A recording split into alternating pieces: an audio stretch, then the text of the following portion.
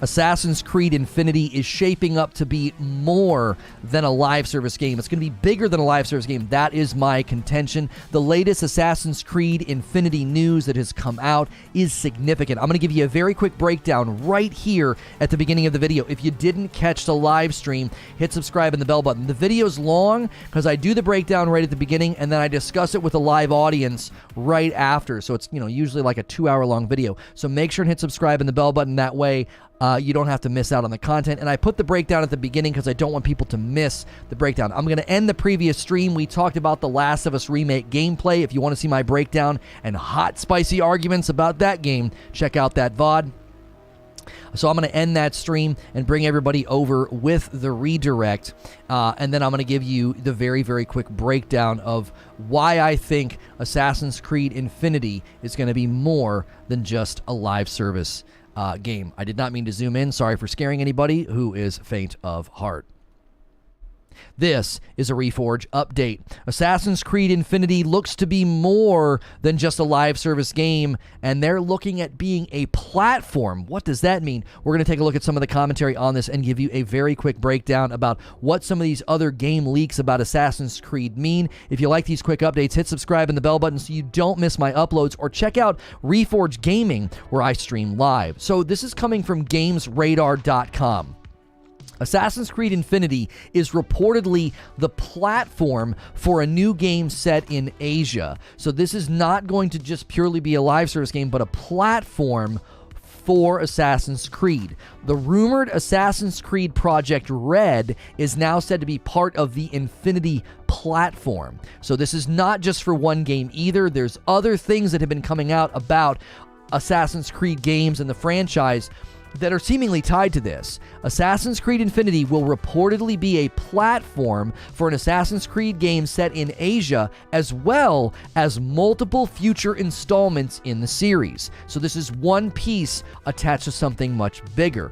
The intriguing new detail from Games Radar, is about Assassin's Creed Infinity. It comes from Bloomberg reporter Jason Schreier and a separate report from Kotaku. The Kotaku report claims an Assassin's Creed game, codenamed Project Red, is in development and will take the series to an unspecified location in Asia. And Schreier took to Twitter to clarify that this game is actually part of Assassin's Creed Infinity. So he's like, listen, that's just not like a game all on its own. It's actually attached to Infinity. What about the setting? Last week, Giant Bomb's Jeff Grubb said during his podcast that an Assassin's Creed game set in Japan could be on the way. Kotaku reports that it can't confirm that yet, but it adds that Ubisoft has been internally discussing such a setting for a while. Also, the Games Radar, with a long narrative, they say that the home game stealth Assassin's Creed, basically, they're talking about this platform being set in Asia and the additional games coming out. There were other games that they were talking about coming out. They were talking about another game. So it's not just this Code Red Asia game. We learned in February that the next standalone Assassin's Creed game started life as a Valhalla DLC, but eventually grew into its own thing, codenamed Rift. It's said to be set in Baghdad and feature existing Valhalla character Basim as the lead protagonist. So this is another game that could seemingly be attached to this platform of Infinity. This sounds to me like many parts of one whole. Many people have speculated that Assassin's Creed Infinity would essentially look like the image up in the corner. You'd be constantly picking different ages, different eras, different characters, and this is starting to get some traction in my mind, at least as a theory, when you've got two completely different games and code names with different locations. We've got Asia and Baghdad potentially being part of the Assassin's Creed Infinity platform. Schreier coming out and basically saying that's not a standalone game, that's part of Infinity, and referring to it as a platform is very interesting commentary. Essentially, what this will be is a platform for the future of the franchise. This is probably going to be more than just sort of an open world live service game where you make an assassin and you go around and you do different stuff. This is going to be separate leaks, separate identities, separate locations are already coming up to the surface, more than likely, because lots of different studios and lots of different teams are building all of these different pieces and parts of one giant whole game. I've been a big proponent of live service games when they can be done correctly, especially in games like Assassin's Creed, where the world and the map is so big. Why not get more capital out of it? AC Valhalla has seemingly done a very good job continuing to add to the game and getting good response from the community. We'll be sure to cover that update in Rogue Mode when it finally comes out sometime this summer. As always, hit subscribe and the bell button so you can catch all my uploads. Always check out Reforge Gaming, where I stream live, and I'll see you in the next video. And I'll see the rest of you right now. What do you make of this? What do you make of this? This is interesting because it sounds to me like they're going to try to bake numerous games into one, right? It's like it's almost sounding a little bit like the hub or the creative thing that Fortnite has been talking about doing. They've been talking about having like essentially a universe of games within the Fortnite creative Unreal 5 engine. This is shaping up to sound very, very similar. And I don't know if that means you would have like different assassins for different worlds, different things that you could do. These are all things that could be possible. I'm curious what you guys think. AC Chronicles game set in Asia was pointless. I don't think it was pointless. What are you guys saying? I'm trying to get a beat on it. They're playing on the Abstergo and the Assassins. You can have people who are assassins in different parts of the world working on separate projects, just a theory. Oh, right. So you would go into the machine and like go to a different world, and you'd have like a character for that world with its own like skill tree, weapon set, armor set, and then you'd leave that world and then go into like another assassin. I could see that. No, I could see that. I think that's not bad. That's not a bad theory at all. The new AC is clearly a copy-paste, not worth a second.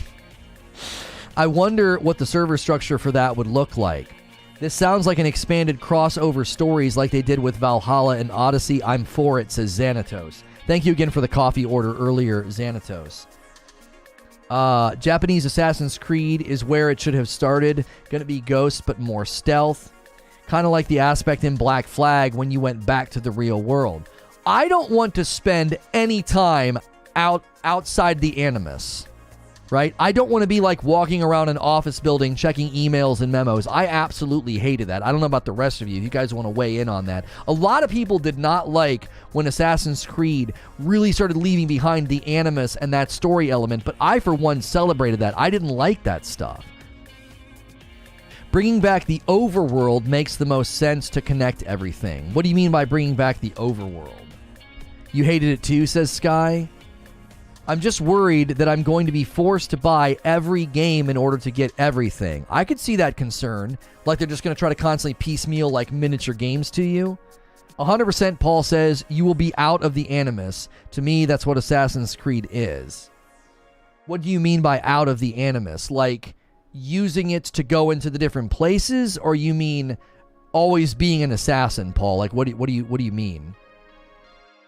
Why would it start in Japan? Yeah, I like the idea that it went all the way back to the Templars. I thought that was cool. It makes it more ancient and more mysterious. AC Africa and African mythology would be fire as well, says David. Africa's rarely highlighted in games. If they do this right, David, like the sky is the limit. You could go everywhere and anywhere, any time in the history of anything. Out in like the real world. Oh, out of it like the real world? Oh, so you think, Paul, we're going to like have a character... Oh, I could see that. The social hub would be the company of Animus, and you could meet your friends there. Like, that would be the social hub. Yeah, NPCs...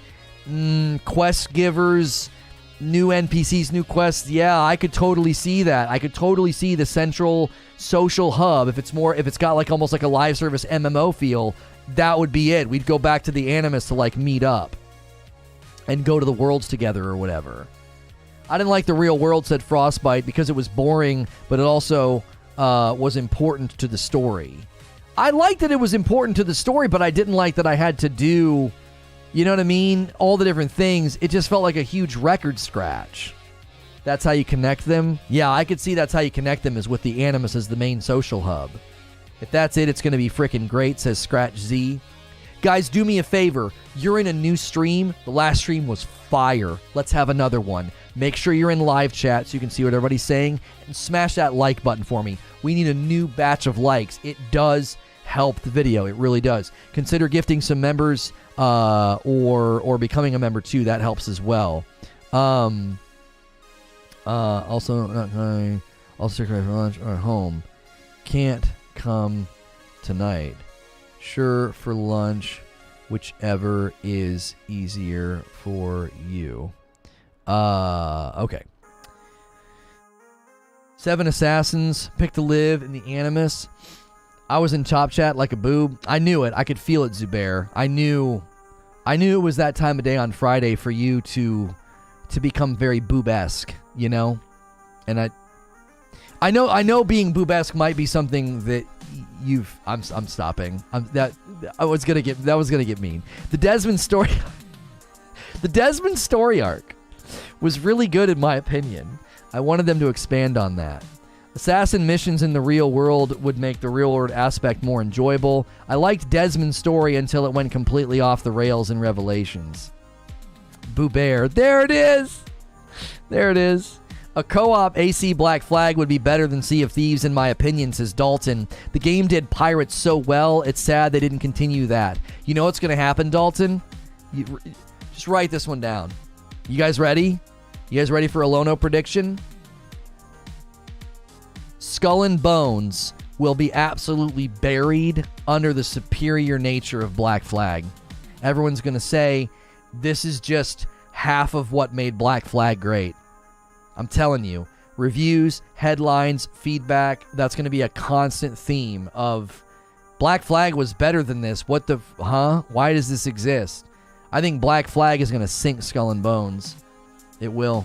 People are, I think the natural inclination is that people are going to want to compare Skull and Bones to Sea of Thieves. No, I think Black Flag will sink it. Graydon says, I like the idea of being able to jump into new different eras and assassins throughout history, kind of like going between the different parks from the Westworld show without the copy-paste stories and characters. Yeah, I could see that. I think that would be enjoyable, personally. It's a pirate game for people that like racing games. Either is easy for lunch. What do you prefer? I mean, Chick-fil-A sounds good. How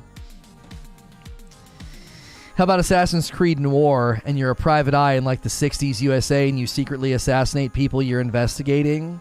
I mean, that could be fun as like a fan-made game, but I don't know if they could make that a mainstay game, Derek. 100% Assassin's Creed Black Flag will be acknowledged as better than Sea of Thieves. Oh, I'm sorry, Skull and Bones. I agree with you on the Black Flag thing.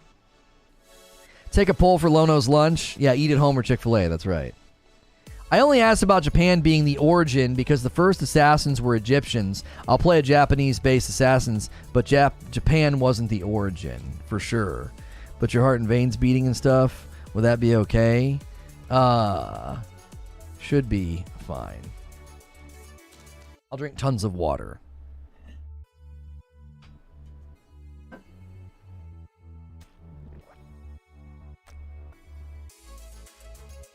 You think I'm kidding, but water helps significantly when I'm gonna cheat a little bit. Rumor about the Japanese lore. The rumor is that there's a project called Assassin's Creed Red based in Asia, and Jason Schreier basically came out and said that's not a standalone game. That's going to be a part of the Assassin's Creed Infinity platform. So the Assassin's Creed news is that Assassin's Creed Infinity is going to be bigger than a live service game. It's going to be a platform that potentially houses new Assassin's Creed games. Creature says Skull and Bones will fold into this Infinity platform after a while. Maybe that's why they delayed it, to add the ability to fold it in once Infinity is ready. It would explain the ship-only aspect.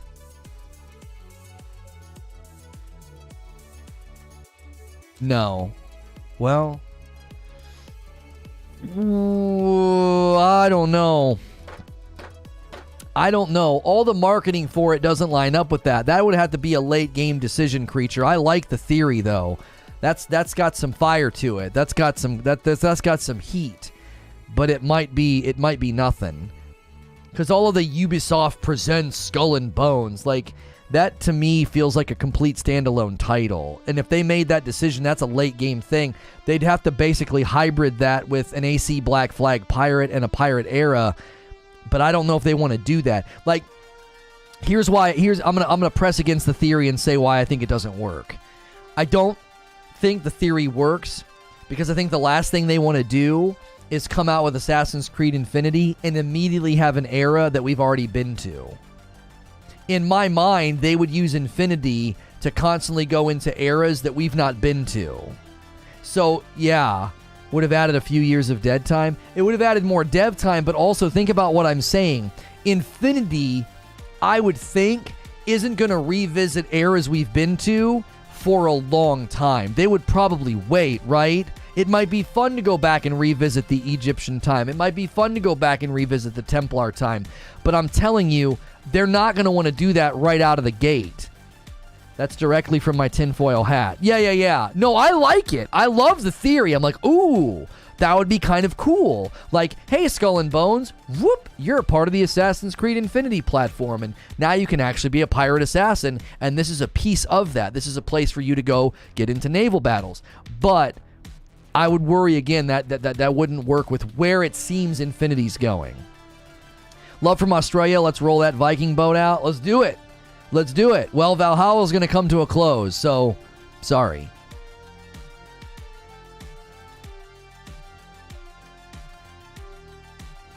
Well, Bello, I hear what you're saying. Skull and Bones is not an assassin game. It's a pirate game. It'd be ridiculous to do that. Hear me out, Bello. You might not have done this. I bet you a lot of people here did. Chat, let me know if this rings with you. A lot of us played Assassin's Creed Black Flag, and we stayed in our ship most of the time.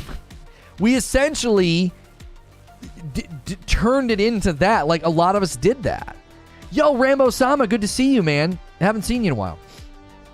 That's OG homie right there. Rambo-sama goes way back. I've met him in real life, too. Super nice guy. I'm telling you, a lot of us played Assassin's Creed Black Flag, and we lived on the boat. So if they could make that, like, a part of the pirate experience as an assassin, it was almost like a mini game. I got through the story, and then I became a full-time pirate. So true, it was fun. 100% a pirate when playing Black Flag. But yeah, you see what I'm saying? So you're not incorrect, Bello, but at one level you might be wrong. Like, they might be able to do that. I'm again not saying they're going to. I don't think Assassin's Creed Infinity would immediately take us into an era that we've already been to. I think that'd be counterproductive. Now, they could do it later. Black Flag was the best pirate game, period. Yeah, NFTs coming to AC Infinity. Boy, I hope that is not a thing. Ashes of Creation, hopefully within 1 to 5 years and done well. That's what I'm craving, a true MMORPG. Way off topic, Seb, but what do you think about the fact that it's PvP all the time? Like, anytime that it can happen if somebody else wants to. Sebastian says, I remember playing the first Assassin's Creed game. It was such garbage when I realized I didn't have to run from anything. I literally just walked up and killed everything in my way with ease. The combat there was a flatness to the combat. Okay? There was. But it was amazing for its time. Like, there was definitely smash the X button until someone's going to hit you and then just counter with Y. I mean, Batman was kind of like that too. Could we get... Let's aim for 200 likes really fast. There's a ton of you here. Let's really push this. Let's really try to get this stream up and running, nice and strong.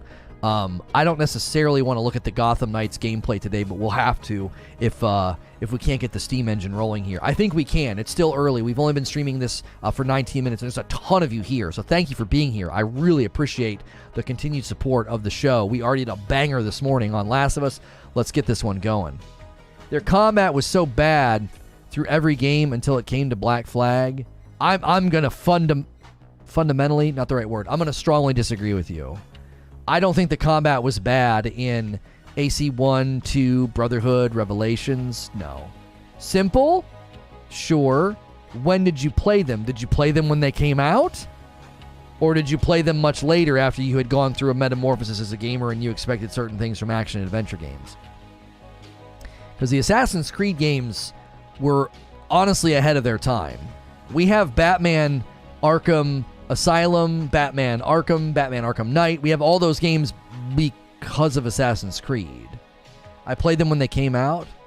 With respect, I feel like what made you think that? I need you to explain your position to me. What games did you play that made you feel Assassin's Creed 1, 2, Brotherhood, and Revelations? You're saying that combat was bad until Black Flag. What were you playing that made you think that? I want to know what'd you bring to the table? I don't think anybody thought that back then.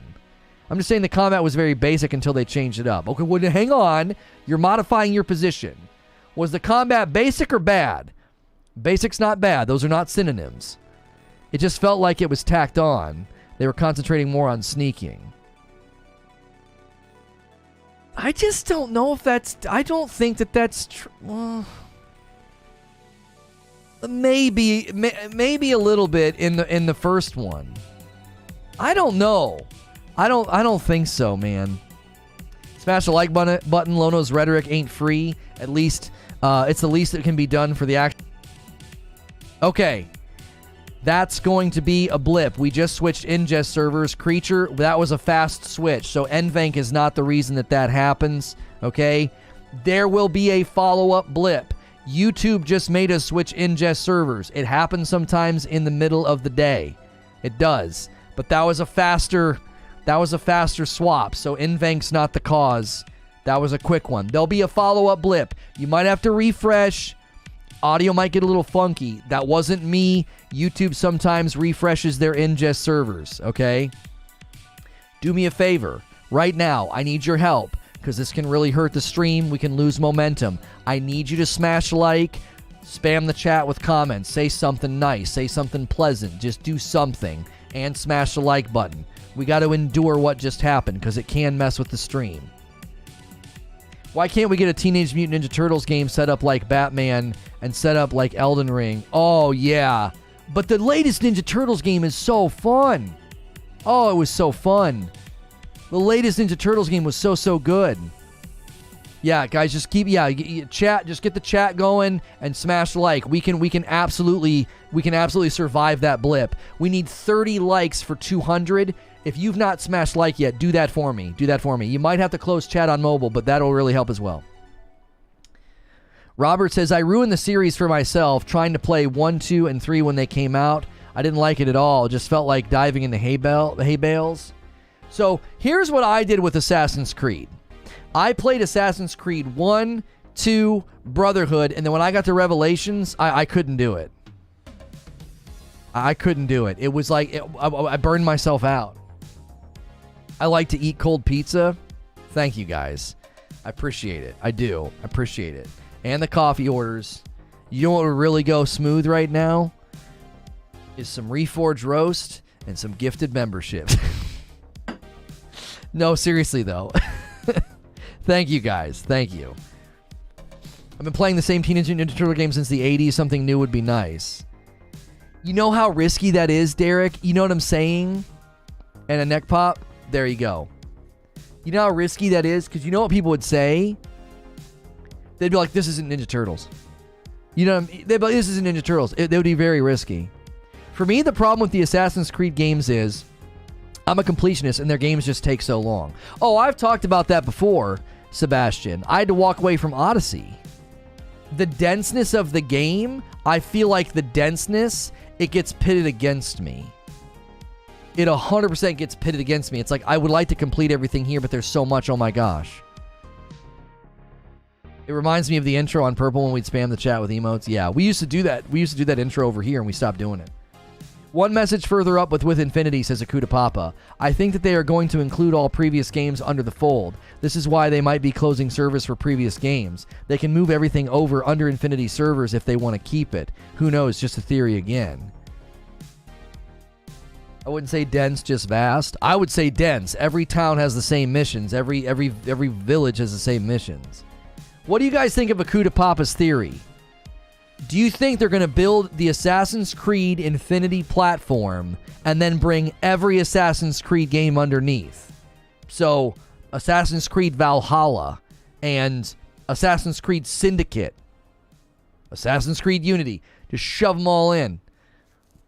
Sven says no. Not at all. His theory aligns with mine. I'm in. The DLC standalones for sure. I think they would and should, says Talika. No. Veter says yes. That makes more sense, says Graydon. Sky says nah. Unity was peak AC formula, but it was kneecapped because of the bugs. You know how many... Cobain, so many people have told me that.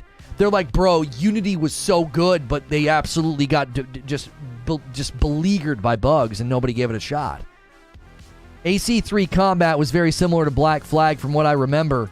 Oh, well, Misery retracted that for some reason. I was reading that. I love Old Man Ezio. I loved Unity. Okay, a lot of people are saying no, they don't buy what Akuta Papa's selling. Unity was excellent for sure. I tried it after it was fixed and had a great time. Bello says, nah, new games in the platform.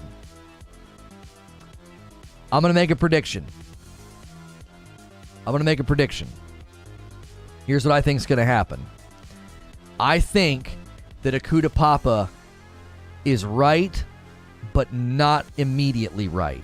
What I think they will do is I think they will get themselves on a some kind of an annual or biannual thing where they're upgrading the platform with whole new eras, new games, new characters, new missions, new quests, new NPCs, whatever. And then they'll have another team that's baking in the old games, old locations, old assassins. So it will alternate, right?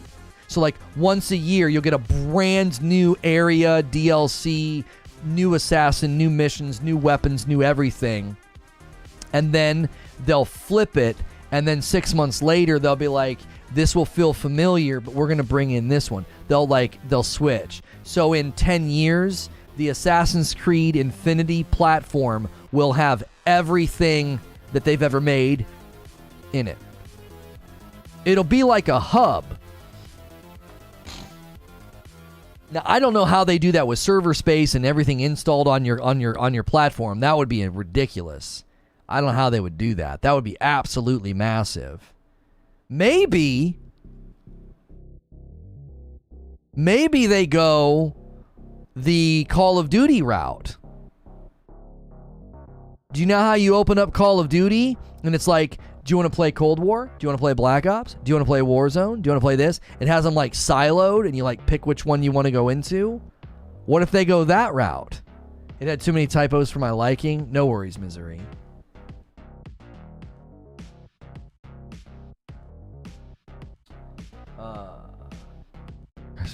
Why are we so divided? Diagnosing the polarization.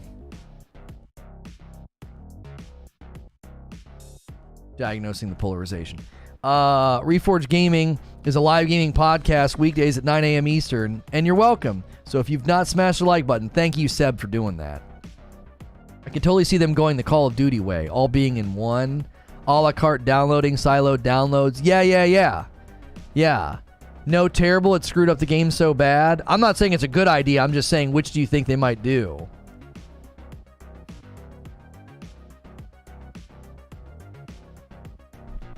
Or just remakes.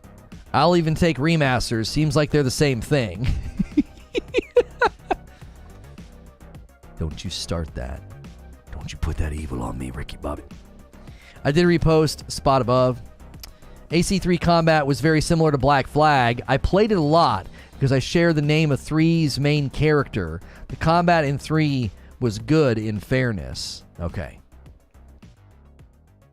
AC1 could do with the remake. Current gen PlayStation gamers can't even play the old one anymore unless they have an old PS3 or PC. I got a question about what you were talking about earlier. Okay.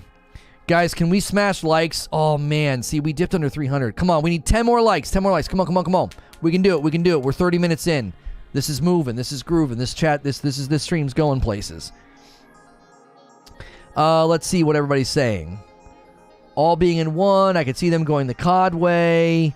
The 3 remaster was good stuff. They haven't made a Tenchu game for a major console in like 20 years. Connor was awesome, says Pit Viper. Syndicate was pretty good, says Smashville. The story was good. The combat was kind of weird, but overall, at least a 7. I thought Syndicate was dope. Very Sherlock Holmes feeling. I thought the train was cool. The city was cool. It just, the performance was rough because it was such a big area. You get up on those buildings, you could see so far. It had a lot of frame issues. What's your favorite Assassin's Creed, chat? Which one? You can only pick one. I'm going to make it tough on you. I feel like I'm going to see a lot of AC1, Brotherhood, and Black Flag, and Unity. I think I'm going to see those 4 the most. Favorite one. Favorite one. There's Black Flag. Somebody put 4. I don't know which one that is. Black Flag. Oh, I'm seeing a bunch of Odysseys.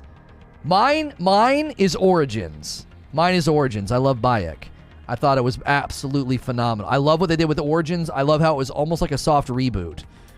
Seeing a lot of Black Flags, seeing some Brotherhood, seeing some Odysseys. So many people picking Odyssey. That is surprising. Oh, AC4 is Black Flag. Thank you. A lot of Black Flags. Yep. Okay, so I was wrong about AC1. AC1's not showing up very much. Okay, so that prediction was wrong.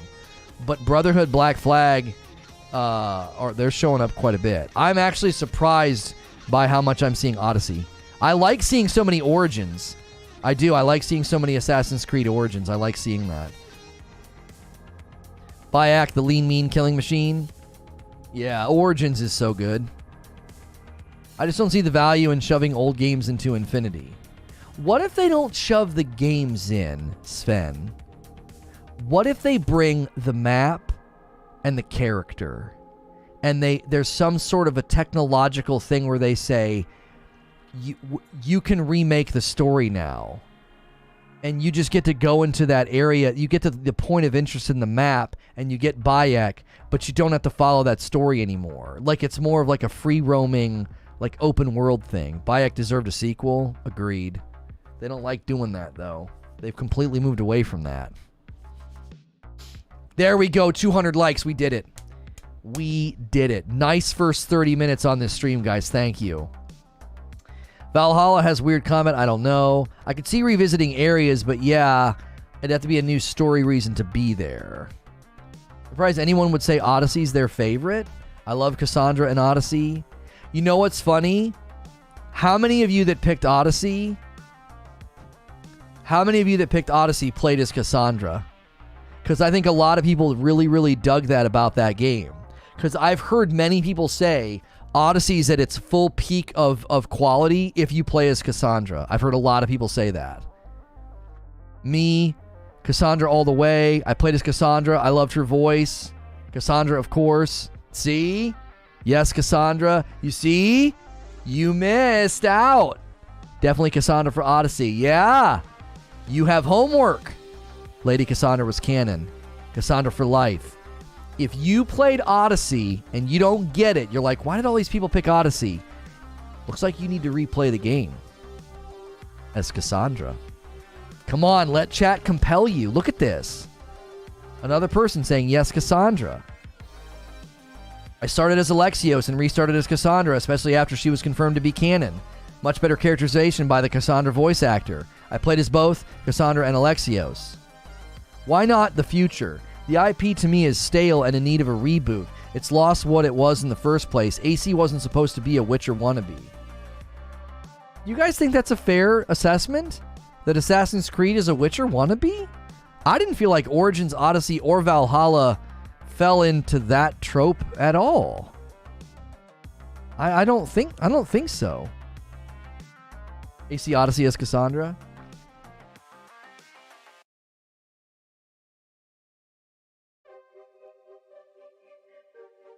Wouldn't you just set it up so you can bounce back and forth between whatever game you wanted? Or whatever world you wanted? Yeah. Like a metaverse, yes. Yeah, Derek, that's what I think they're building, to be fair.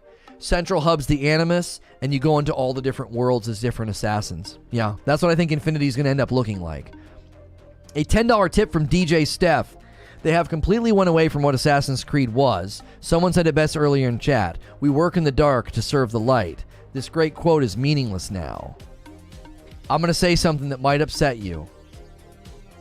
I don't care. Thank you for the $10 tip. But I'm being real. I don't care. I think they're fun games, and I agree with you that it's always cool when you feel like some long tail, mysterious, righteous pathway thread is woven throughout, but I just don't care about that. I loved Origins, and I didn't need that element to like Origins, but I can totally see why somebody would say, I don't like the games anymore. I actually respect that position. I think it's a very valid position to be like, they've just departed so much, I can't enjoy it. I respect that. It has really departed. I don't care. Do you see what I'm saying? Like, I'm affirming your position. I'm simply saying I don't share it. I'm like, I don't care, man. It's fun. It's totally fun.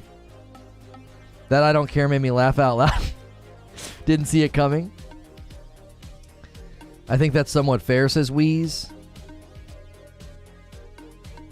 No, Wheezy and I are getting along today. We're brothers. What do you mean? She said, oh, you mean he's agreeing with you? That is so rude. Rude? That's totally fine. Because I'm an old man. I do not have... All right, let me give you a hug. Let me give you a hug. That's all I get every new Chick-fil-A in my year. Stop that. Stop trying to push me in. Stop. Stop it.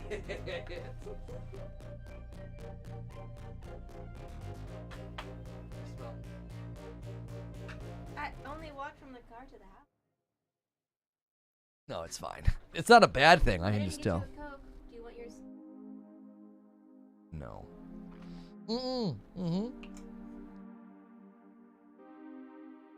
Water? You're asking what drink I want? What do you... A $5 tip from DJ Steph. You liked it. He liked it. He liked what I did. I appreciate the $5 tip. Thank you. Thank you. Oh, it was a lighthearted kind of jabby roast. That was hilarious. Another $5 tip. Thank you, sir, for taking that one in stride. I agree with that guy's take. I like the new themes they are bringing to the games, but I don't like the direction they took. Well, Sven wants to know what you guys think of his take here. Sven's asking what your guys' thoughts are on this. Okay. There's an MMO called Secret World that allows you to travel between different historical regions and mythological regions, and you level up your character as you go through each one. Infinity may not set up that way, but I could see that working, like you level to 120 through Japan, 20 to 30 through Egypt, 30 to 40 through whatever region in each, and then you get a new expansion with each level bump. What does chat think of that? I think chat's going to dig it. I think chat will dig that. That's good.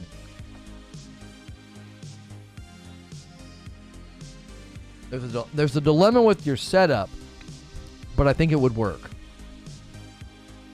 The dilemma with your setup is if you jump in when they finally go to Asia and you have to play through Baghdad and Russia first, you might be kind of grumpy about that. I don't know. Wheezy says I'd hate that. Explain why you would hate that, Wheeze.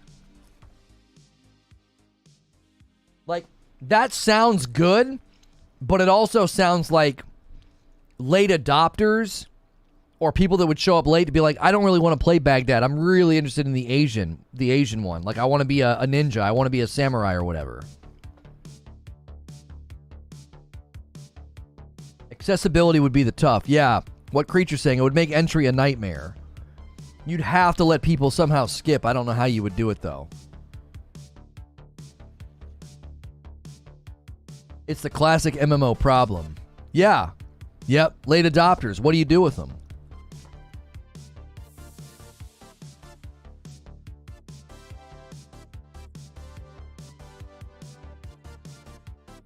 Secret World had so much potential. It's just the first I've heard of it. I never saw anything about that. So many new subscribers today. I hope you guys have really enjoyed the shows. I really, really do. I hope you've enjoyed the shows. And I hope you enjoyed the banter and the fun that we have here.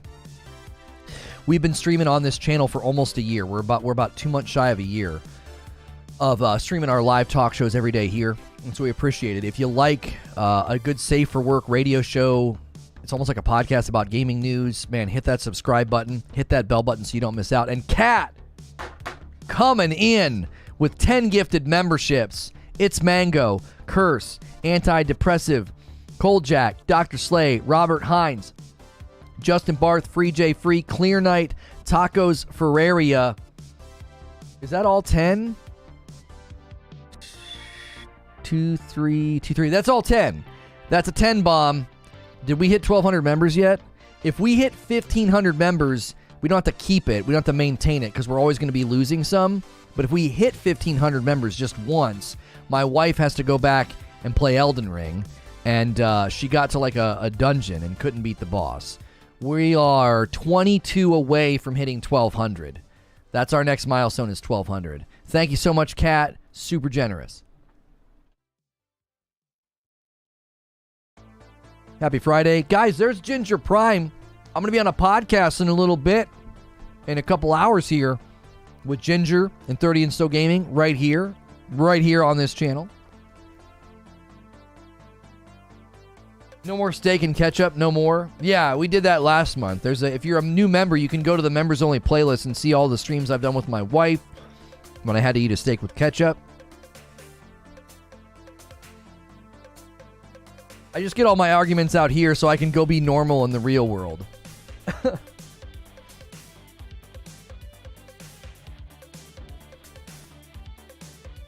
The frosted lemonade from Chick-fil-A is a hidden gem. I'm not a lemonade guy.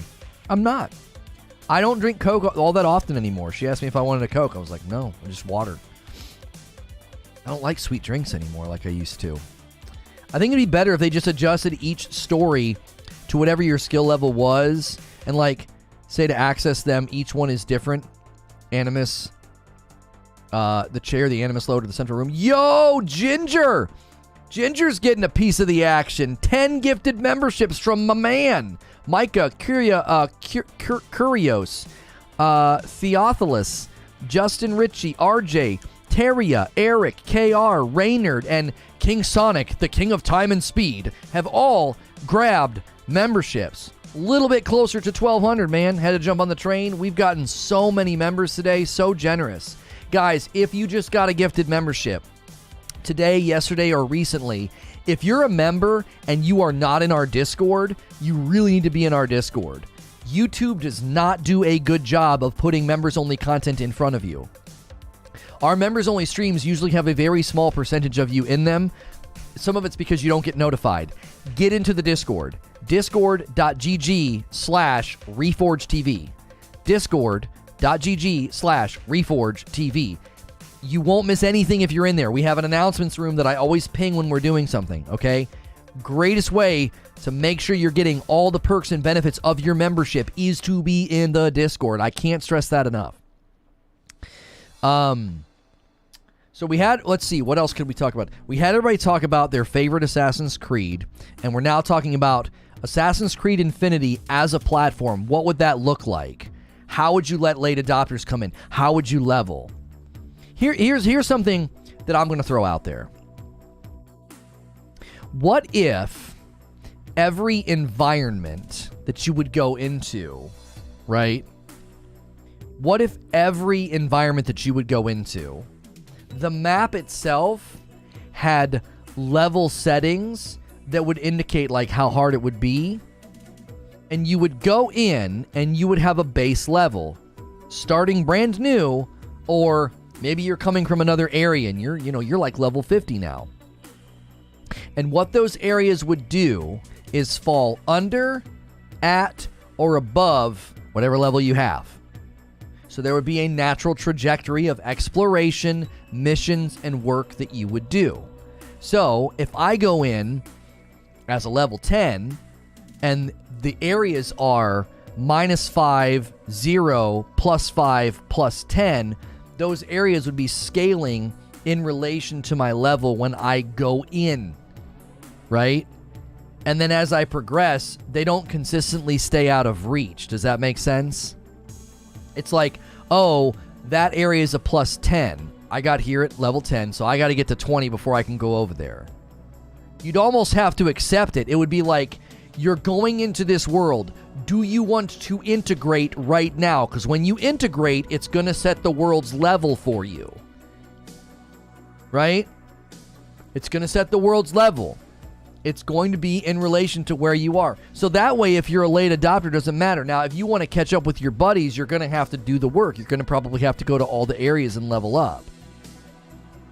Like, you'd only be able to squeeze so much level out of an area. You couldn't just live in Baghdad and get all the way to level 50. Does that make sense? I just want Assassin's Creed China or Japan. Why don't you set up individual servers for progression? That's what somebody suggested earlier, but that might make it tough for late adopters.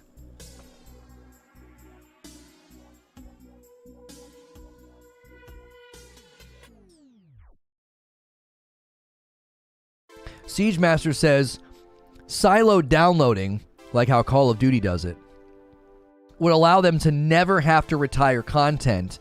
They just have to download an expansion limit for like 3 expansions downloaded at a time. Or just your hard drive.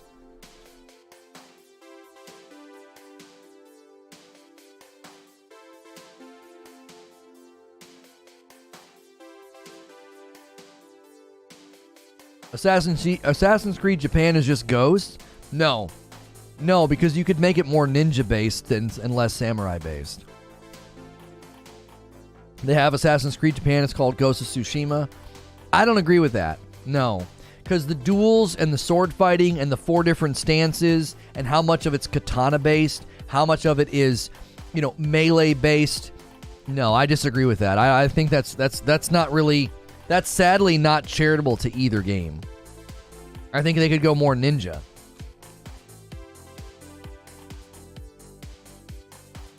More stealthy. You don't need to be pulling out a katana and getting into sword fights and dueling.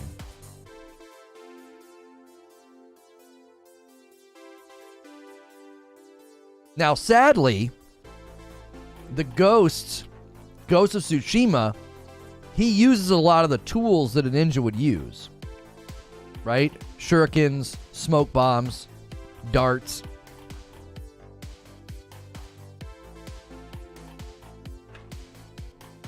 So I think that'd be tough. Because while, yes, Ghost of Tsushima is samurai based, I think the challenge would be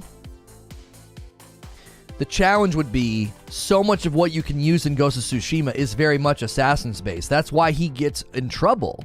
He abandons the way of the samurai, and he's using smoke bombs, stealth, darts, shurikens. He's not fighting honorably according to the samurai code and way of thinking.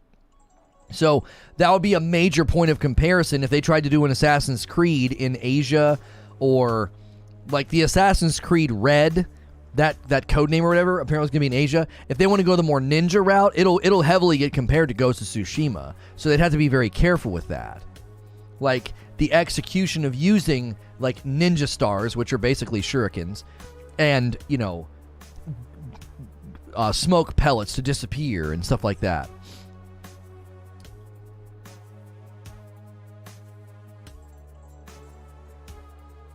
If you become a member, you get increased access to the channels in the Discord. Yeah. Yep. It's good to be a member here. It's $5 a month, and you get extra content every day of the week and Friday nights. So there's plenty of reasons to consider being a member here. Plenty of reasons. We try to do as much content as we possibly can. And if you're not a member, we really do try to give you tons of content before we ever bounce to members only. Assassin's Creed would have to go Shinobi Ninja instead of Samurai. Unfortunately, due to the Shinobi tool set, I don't think they'll avoid comparisons. Yeah. Ghost is about honor, facing your enemy face it on, no sneaky tactic. That was a good portion of the plot for Ghost. The duality of accepting doing anything to win. Yeah. And I like how that led to your legend. That led to the name of the game. Because you abandoned the way of the samurai, the legend is born from your abandonment of the samurai. You become a legend and you're feared. The Ghost of Tsushima. I love that. Absolutely brilliant. That is so excellently thought out. It's great. It's great. His identity and his birth as the Ghost of Tsushima comes from breaking from tradition and doing what he feels is necessary. I just absolutely love that tension. And I think that's going to be one of the challenges when Assassin's Creed decides to do that. If they decide to go into an Asian sort of ninja-esque environment, that's going to be a huge challenge. That's from the CEO. It's not going to be a free-to-play game. This game is going to have a lot of narrative elements in it. It's going to be a very innovative game, but it will have what players already have in all the other Assassin's Creed games, all the elements that they love right from the start. So it's going to be a huge game, but with lots of elements that already exist in the games that we published in the past. Did you guys hear that? That's a significant statement about Assassin's Creed Infinity. I'm going to read that again. I'm going to throw that up on the board so you guys can see that. That's big. This is a big quote. This is a big quote right here. It's not going to be a free-to-play game, thank goodness. This game is going to have a lot of narrative elements in it. It's going to be a very innovative game, but it will have what players already have in all other Assassin's Creed games.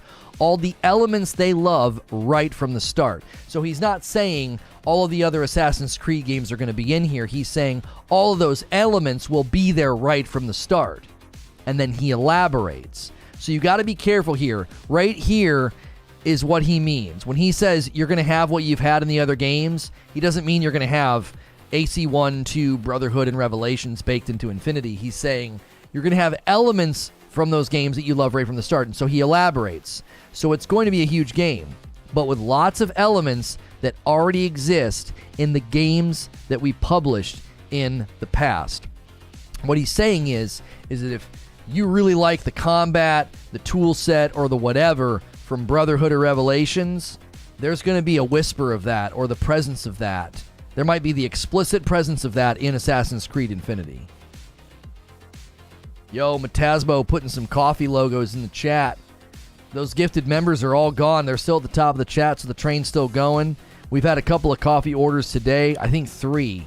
We've had 3. Who wants to round us out to 4 coffee orders? So I don't have to throw a label away. Sounds like a remake. Garrett!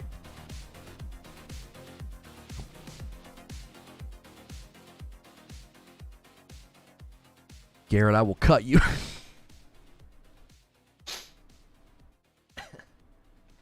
You're a remake.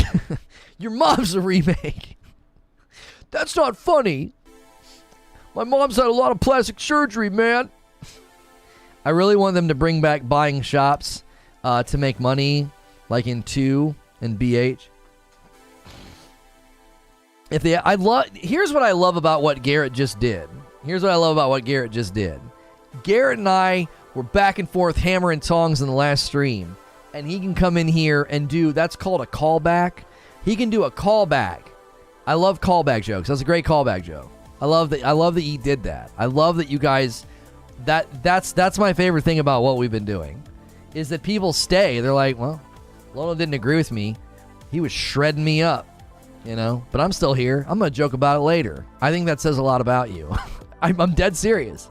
I think it says a lot about you as a person, that you can do that. I do. I respect that. I like that. That means we got a good group of people here. Imagine if they had both combat styles and you could toggle to satisfy both fans. I know that's good. That's really good. Okay. I really like that, Sven, and I swear to frick, they would absolutely get ripped for this. But what if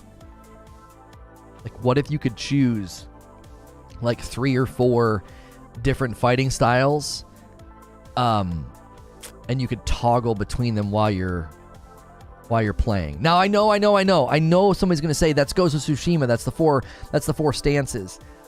Oh, I don't care though. That'd be such a good idea. Can you imagine switching from like the heavy kicks and like the Spartan style fighting from Odyssey to like the real quick, blade-based stuff from the early games, and then all of a sudden you switch to like the Black Flag style? Oh my gosh, that might be so dope. YouTube must be doing something different. Incognito mode on my channel, and it has no boxes and a weird UI system. Can you take a screenshot and put it in the Discord? Can you? There's been there's been some theories about UI changes coming. There's been some theories. We're at the top of search incognito for Assassin's Creed Infinity. And what about The Last of Us Remake? We're there, but we're pretty far down. What if we do Last of Us Remake gameplay? There we go. We're getting really good treatment by search today. We need an updated UI for sure. Oh, we do. Do we ever? Having that many fighting styles would impact the enemy AI. Sounds awesome, but it could hurt the game overall. Okay, Biggie Butters. If you haven't played Ghost of Tsushima, the reason it works really, really well is you start to learn that guy has a spear, that guy has a shield, that guy has a this, that guy has a that. And you change on the fly because certain enemies are weak to those attacks and you're strong against their attacks. It is so satisfying, bro. I can't tell you how satisfying it is to like finish killing a guy and you see a guy coming with a spear and you change your stance just in time to ka-ping, get the parry. Oh, it's wonderful. It's absolutely wonderful. I think Ghost of Tsushima's combat, I think it's the best melee combat I've ever played. Next to Sekiro. It's so good. Tsushima is so good. Like rock, paper, scissors? Yes. A little bit like that, yes. But with a whole lot more depth. Like when I switch to rock, I can do different parries, different attacks, different combos that are more or less effective depending on the guy. It's so good. Neo does that. I've never played Neo. Neo does that well. Stance for the win. So maybe Ghost really borrowed from Neo. Maybe a lot of inspiration happened there.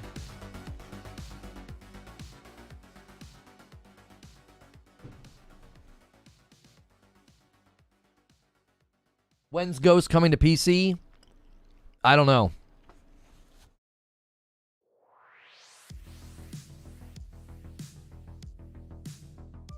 It's looking like Returnal. I think Returnal will make it to PC before Tsushima does.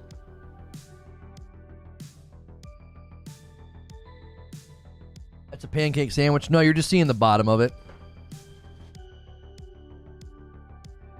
You're just seeing the bottom of it. It does look like a pancake.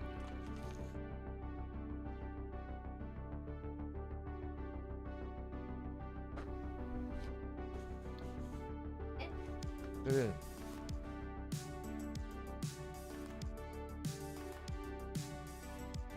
Neo has PvP though. You may not like it. Can I avoid the PvP?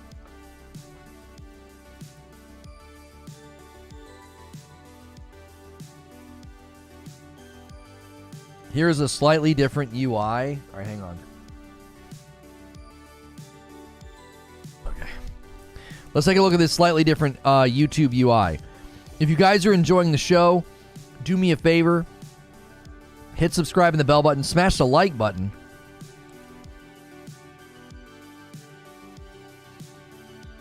I'm not seeing it. What's different here?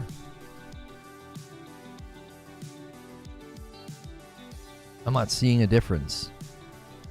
Like, dislike. Hey, look at those likes. We could hit 300 likes. Let's go. 290 watching now. Started streaming 58 minutes ago.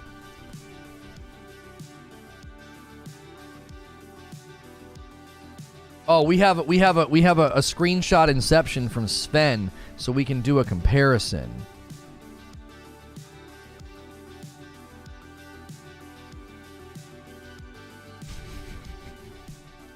Why are you searching for Reforge Gaming using SNTR? Yeah, thanks, bud.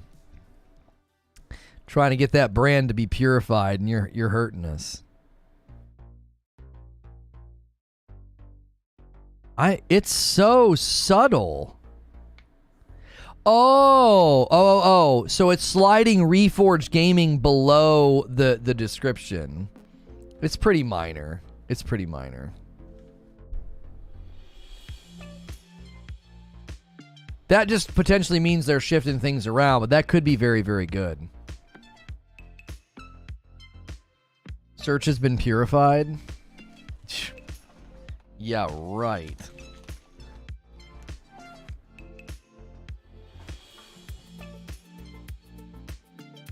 YouTube be...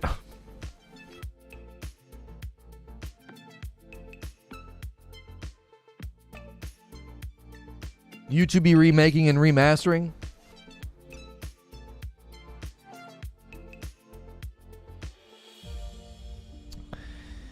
So is it remaking or remastering the UI? There we go.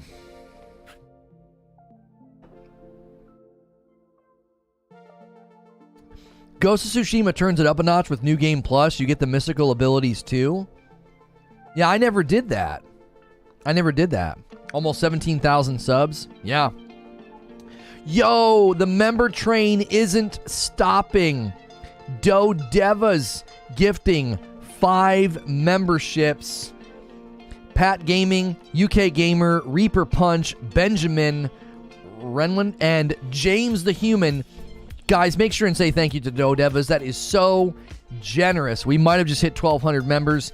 If you got a new membership today or recently, we are going to continue to say get in the Discord. Like, to the point that it's almost annoying that I'm constantly saying it. I'm saying it because we need 7 more members to hit 1,200.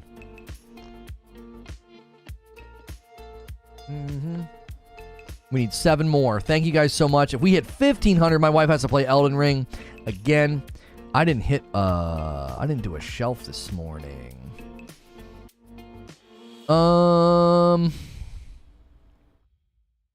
Let's just do this one. This is a good one.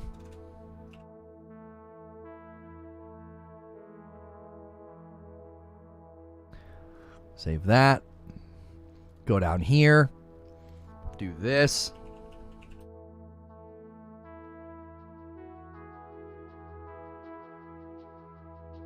Do that. Don't publish it.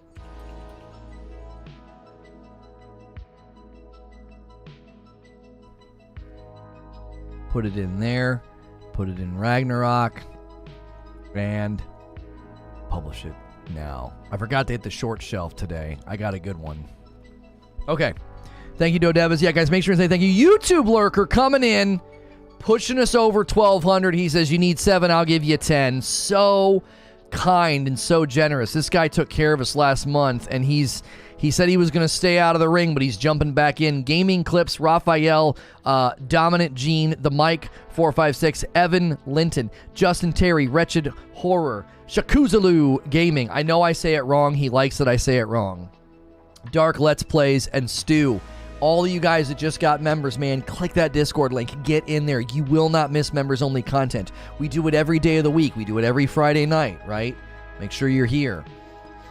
Can't go below the floor, fam. 1,200 in July. That's my man right there. That is awesome.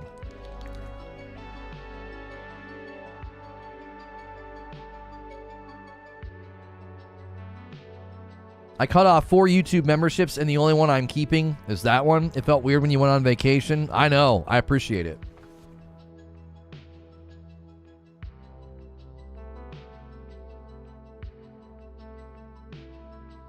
I wish you could pick specific people to give memberships to, because I would give one to Rambo Sama right now. You know what I mean? How's the sandwich? It's good. I'm supposed to watch my salt intake, so I'm drinking tons of water before and during. It helps. I try not to cheat. I try not to cheat. But every once in a while, I cheat. What is that? What is that? Assassin's Creed Infinity. It looks like I get literally, there's a button at the top of the screen that says Reforge Gaming. Why not open the app and tap it? I'm so confused why it's hard to just hit that button. Still holding my membership on the original channel, whatever it's called. Sorry, I just can't switch. Sorry. That's fine, Justin. We still put content over there. It's now called Reforge First Look. The B. Davis says, do you think that they could make an AC game set in the U.S. Civil War, Wild West, or Pacific War? Well, didn't they already do one in the Civil? I don't know if they could do another one. YouTube is saying, now would be a good time to insert ads. YouTube, I literally have a 35 member train going right now. I have a 35 gifted member train, and you're wanting me to run ads?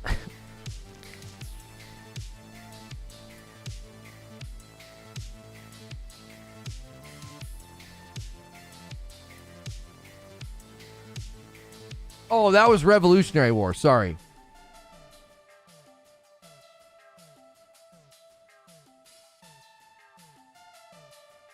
I didn't play it. It would probably feel too similar, to be honest.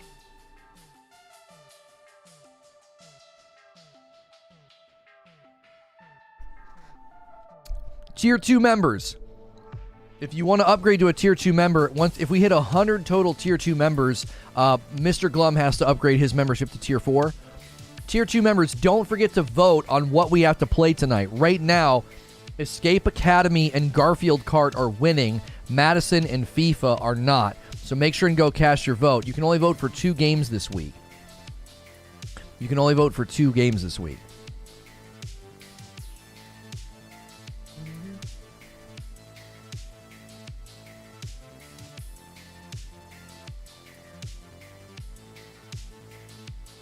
I don't have that. You have to click on the subscription tab, Eugene. That's your home tab. Right? I think if you click on the subscription tab, it does it. Talica coming in with 5 gifted members. You guys are going nuts right now. That's taking it to 40 gifted member train going right now. Rambo got one. Yes. Rambo Sama, Victor, Ederlop, Strider Prime, and Susan. There it is. Guys, get in the Discord. Those Friday night streams with my wife are so fun. The daily member segments are an absolute blast. If you're not a member, I don't want you to feel like you're missing out too much. We still are doing somewhere around 5 or 6 hours of streaming every day before we do member stuff. We're still doing a ton of content, okay?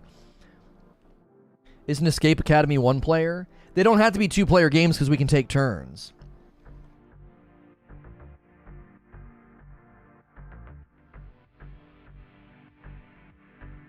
My app's up to date. I don't have premium. I haven't seen that layout in a long time. It's very similar to your layout. He just has to hit subscriptions because it's got a red dot on it. He's on the home tab. Talica hitting a 3-month milestone, and she's a Tier 2. Had to celebrate my milestone. You are the best, Talica. Thank you. Garfield Kart's better than Forza. Somebody says, where's that burger from? It's not a burger. It's a chicken sandwich.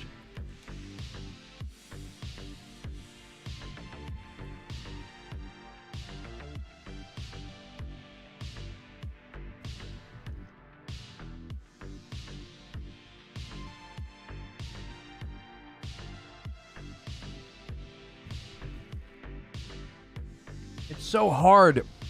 We lose momentum when I have to eat, but I have to eat. So I appreciate you guys sticking around.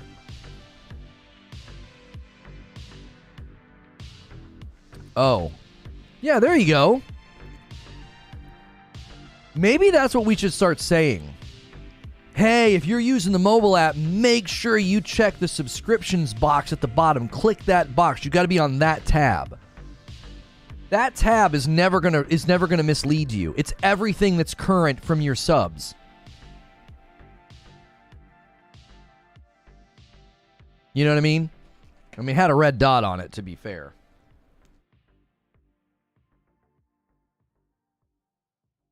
You know, had a red dot on it.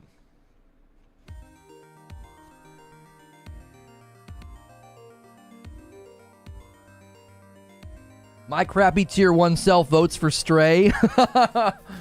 Well, as a tier 1, you can suggest games in the game suggestion room. You could have suggested Stray, and I might have picked it. Mike. As a tier 1 member, all members can suggest games in the suggest games room, and then the tier 2 members get to vote on what I pick from those suggestions. So, another great reason to be in the Discord. Durs. I love that name, Dur. Thank you so much, Mask, Christopher, Thule, Pete the Greek, my man Pete the Greek, Sean W, and Cambino Primo all got gifted members. Man, this train won't stop. Keep it going. And get into the Discord.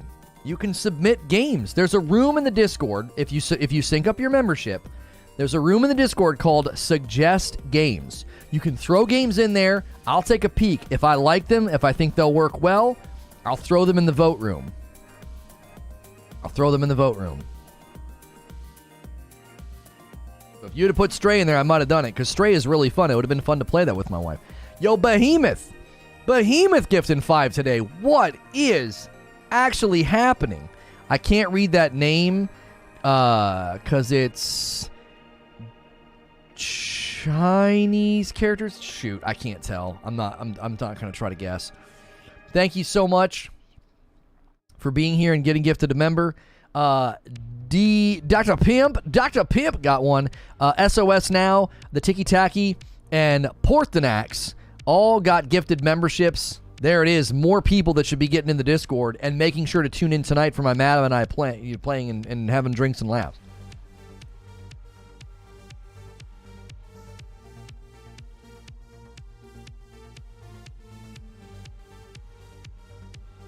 Yeah, Sven, I don't know if I should say that, though. That could be bad.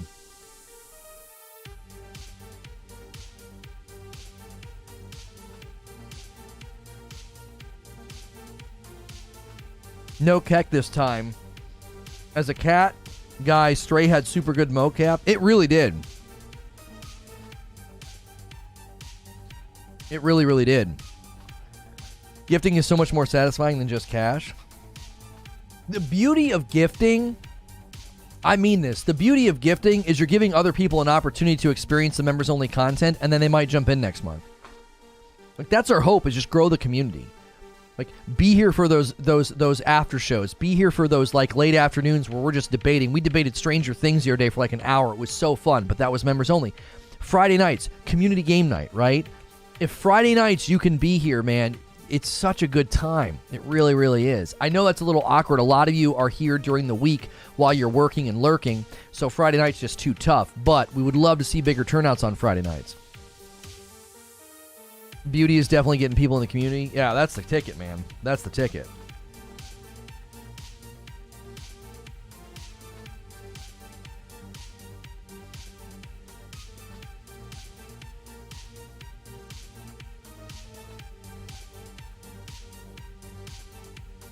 Oh, it's Chinese symbols.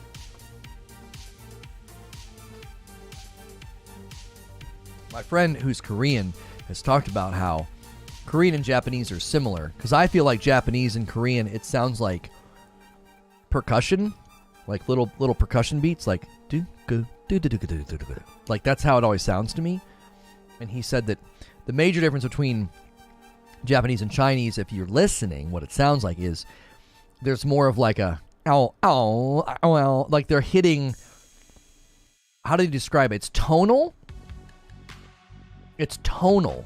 So it has like this up and down and like there's lots of accents. And it's a very, very different sound. I absolutely love playing games like Sekiro and Ghost of Tsushima with the Japanese on. Love it. Yo, Tank with a brand new membership. There it is. If you're not getting it gifted and you want to jump in on your own, do it. I think it's called a diphthong. A diphthong is when two vowels join to make the same sound. Two vowels join to make one sound. Like road. O-A in road is a diphthong. Thank you, Tank. Enjoy the dope badge and emotes. You're dope and deserve dope stuff. Be sure to get into the Discord, man. Let's get a non-gifted Let's get a non-gifted new member train going. Did they make the lip sync with the Japanese? They updated Ghost of Tsushima to be that way. Yes, they fixed that. That was a huge, huge win for that game.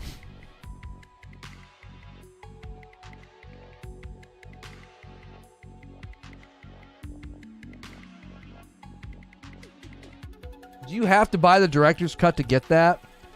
I think you have to buy the director's cut to get that. That was something that they did charge for.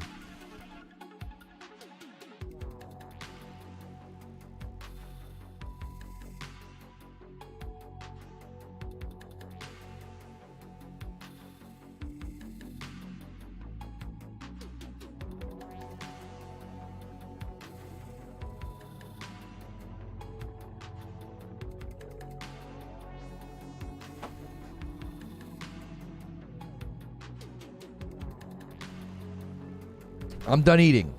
All I heard was thong.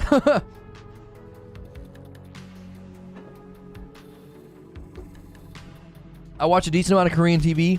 I found it to be a very pleasant language to listen to. Well, they're a really good friend of our family, so they hang out all the time because their kids line up with my kids. Oh, their kids are so adorable. And they speak Korean to each other. And then obviously English to everybody else. And they all have, like, names that they go by.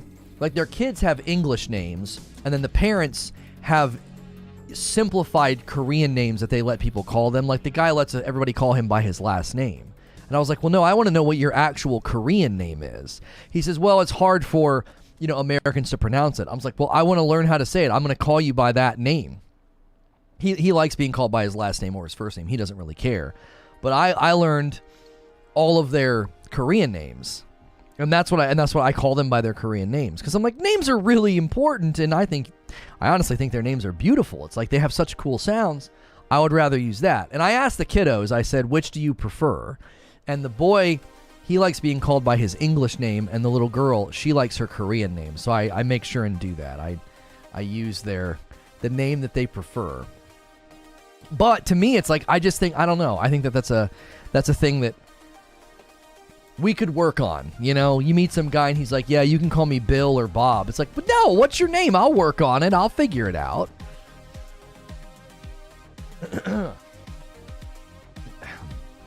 For Japanese, I found learning kanji much easier, trying to remember the symbols as pictures instead of words, like what does dog look like versus how do you spell dog.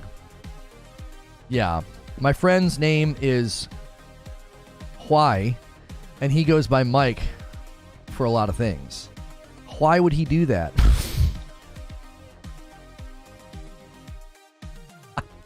Listen, don't leave. Don't leave.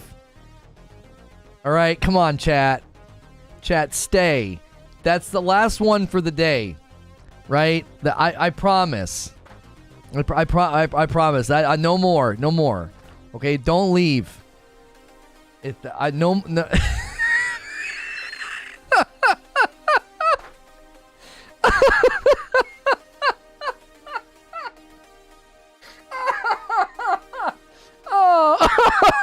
Come on! Oh man, Lono, I'm a dad, and even I had to grow into that dad joke. I'm done. I'm out. ADJC, you know what I want to say to you, but it's not Friday night. You know. You shut it.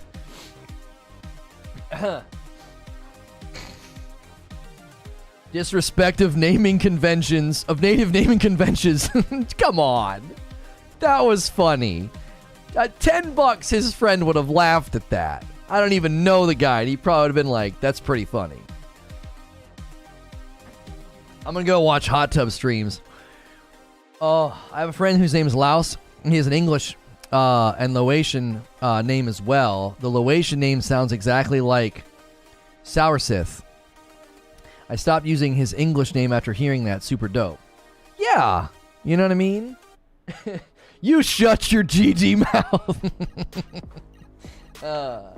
I still hope when we launch merch, I really hope when we launch merch, we can launch an entire line of shut your whore mouth merch. Both business cards and t-shirts and stickers. I think it's a really important thing to get out into the world. I do. So I also think it's important for me to go use the restroom because I'm drinking a ton of water to prepare for tonight, but to also flush all this salt out of my system because I'm not supposed to have much, and I just ate Chick-fil-A. While I'm gone, do me a favor. Keep the conversation going. We need 40 more likes. Smash the like button if you haven't. While I'm away is the great time to get into the Discord so you don't miss the after party after the round table, and you don't miss my wife and I stream tonight, okay? So while I step away, smash like, get in the Discord, and then we'll keep the conversation going when I get back. I will hit some ads. I only hit ads when I step away. They do want us rolling ads during live streams. I don't want to completely never do that, but we really value and really want to say thank you to all the generous people who gifted memberships. Keep gifting, keep becoming members, and keep jumping in the Discord. This community continues to grow, and we have such a great vibe and time here every day of the week. It's a great place to spend most of your day, honestly, if you're working and getting stuff done around the house. Since I'm safe for work, you can keep putting me on in the background throughout the week. So thank you, everybody who's continuing to help us grow this community. I will be right back. Don't go anywhere.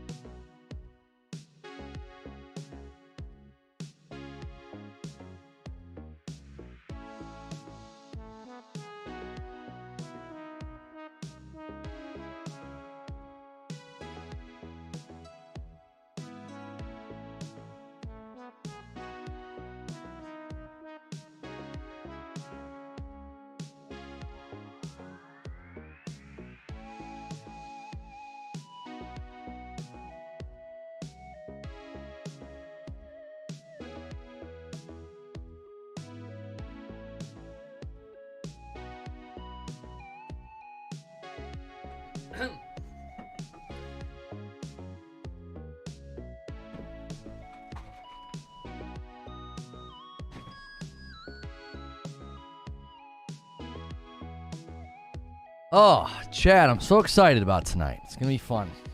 You guys are going to like it, I think. By the way, my wife will be a little late tonight when we do the stream.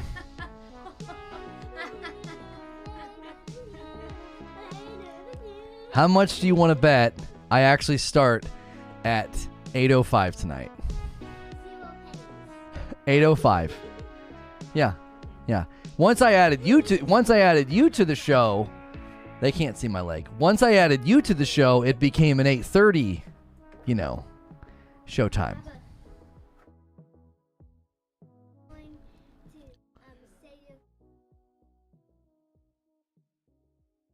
They're all doing this. 0%, no chance. I don't think you understand. No, that's from Quiet Shy. I don't think you understand.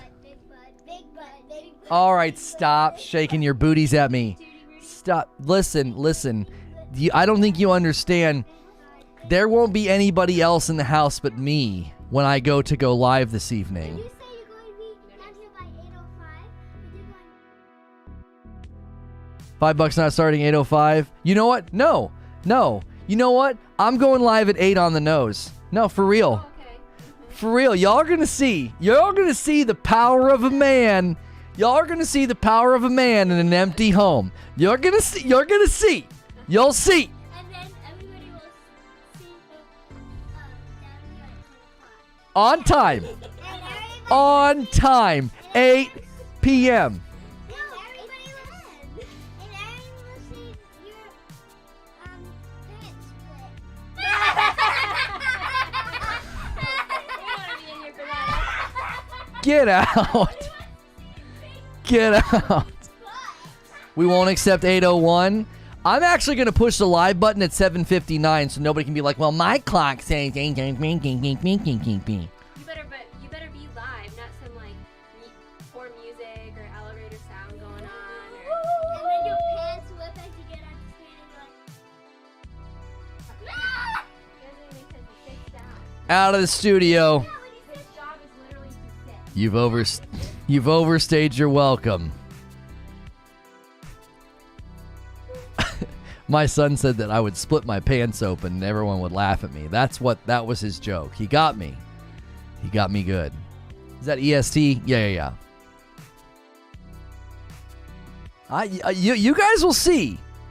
You will see the power of a dad in an empty home. How I will be on the dot. You'll see.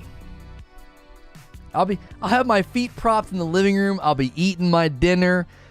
You know, just taking it easy. I'll stroll in here, be like, oh, 7:58. Go live.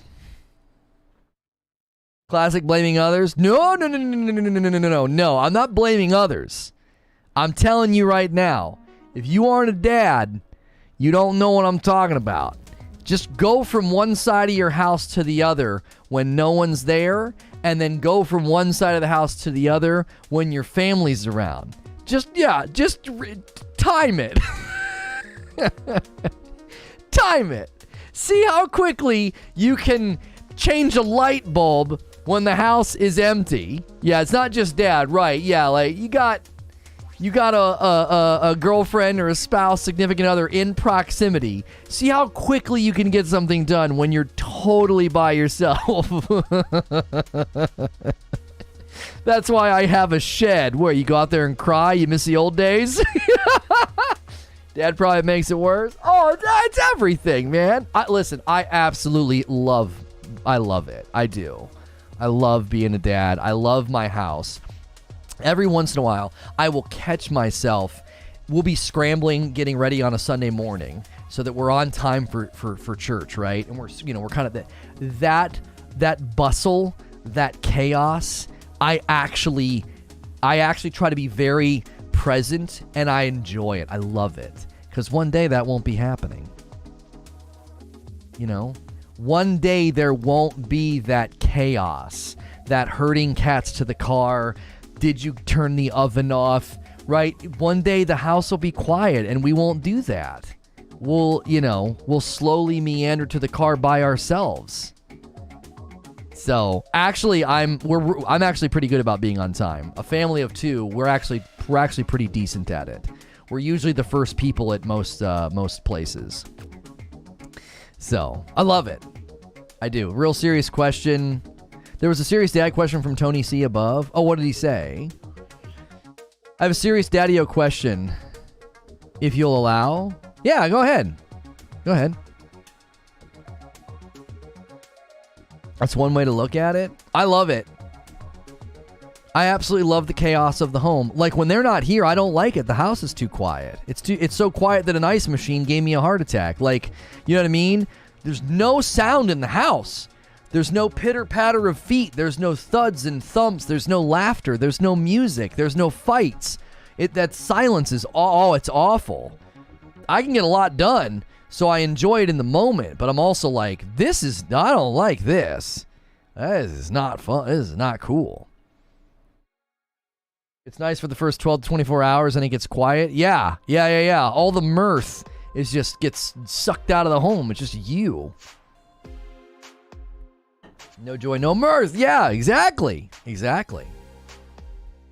How well were your kiddos sleep trained by 2 and 4? We didn't do well at sleep training, so it can take an hour plus to get them down sometimes. Okay. We're well off the rails, but that's fine. We ran out of gas on the subject, and I don't care. Like we can have just like a banter. Let's just go full banter dialogue. If you tuned in for Assassin's Creed Infinity, sorry. We were having significant trouble with our kids just recently. They were actually great for a while. So they went through phases. Like my daughter took to a new bed really well. My son did not. He would get up in the middle of the night and come and climb into our bed. He still to this day will do that early in the morning, like 6 or 7 in the morning. He'll come crawl in the bed, snuggle with mama, and that's when I'm getting out of the bed. So we don't care. It's harmless. He'll grow out of it, right? He's not going to be doing that when he's 9. So, it's cute right now because he's a little guy. He's he's still the family baby. Always will be, right? And so, yeah, but you can't just suddenly convert a stream to members only. That jacks up the metrics and confuses YouTube on what in the frick's going on. And if we go members only with a brand new stream, we'll have no momentum going into the roundtable. So let's just go off the rails, and the core audience should stick around, Timestamp so we can chapter off the rails. Yeah, 1.5 hours, right? So, but recently we started having trouble at bedtime, and I think some of the stuff I'm going to outline will be helpful to you. Take the principles from what I'm saying, not the practice. Do what you think in practice comes from these principles. So what we started doing, and we got some of this from our therapist because we were struggling with this, and it was really frustrating. It was the most stressful part of the day. Khaled with an 11-month milestone, always on time. I don't know about that. Absolutely happy to be part of the community. Amazing content as always. Thank you so much, Khaled. I appreciate you. You're here really often, and I appreciate your positivity. Okay, so he basically said, stop making it a conversation. He's like, just make it something that is happening. He's like, as soon as it's a conversation, you have lost.